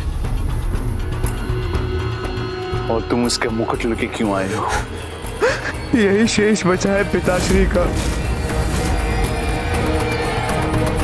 वो अकेले थे जब उसने पिताश्री पर प्रहार किया और उनका वध कर दिया।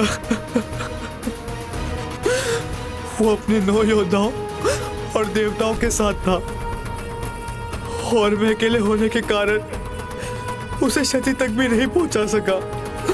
छीन लिया उसने पिताश्री को, आपके भ्राता को छीन लिया। कौन है वो?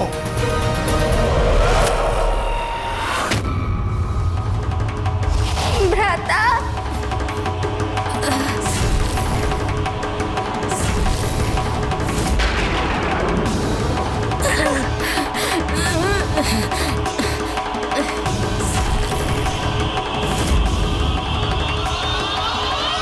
देखिए भ्राता, आपकी बहन की कैसी दुर्दशा की उसने।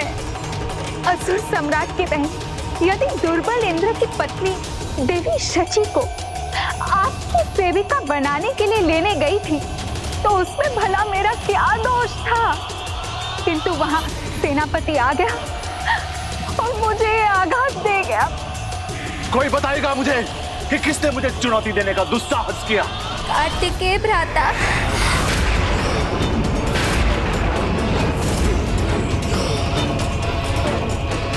मेरा हाथ मेरे शरीर से विलग कर दिया।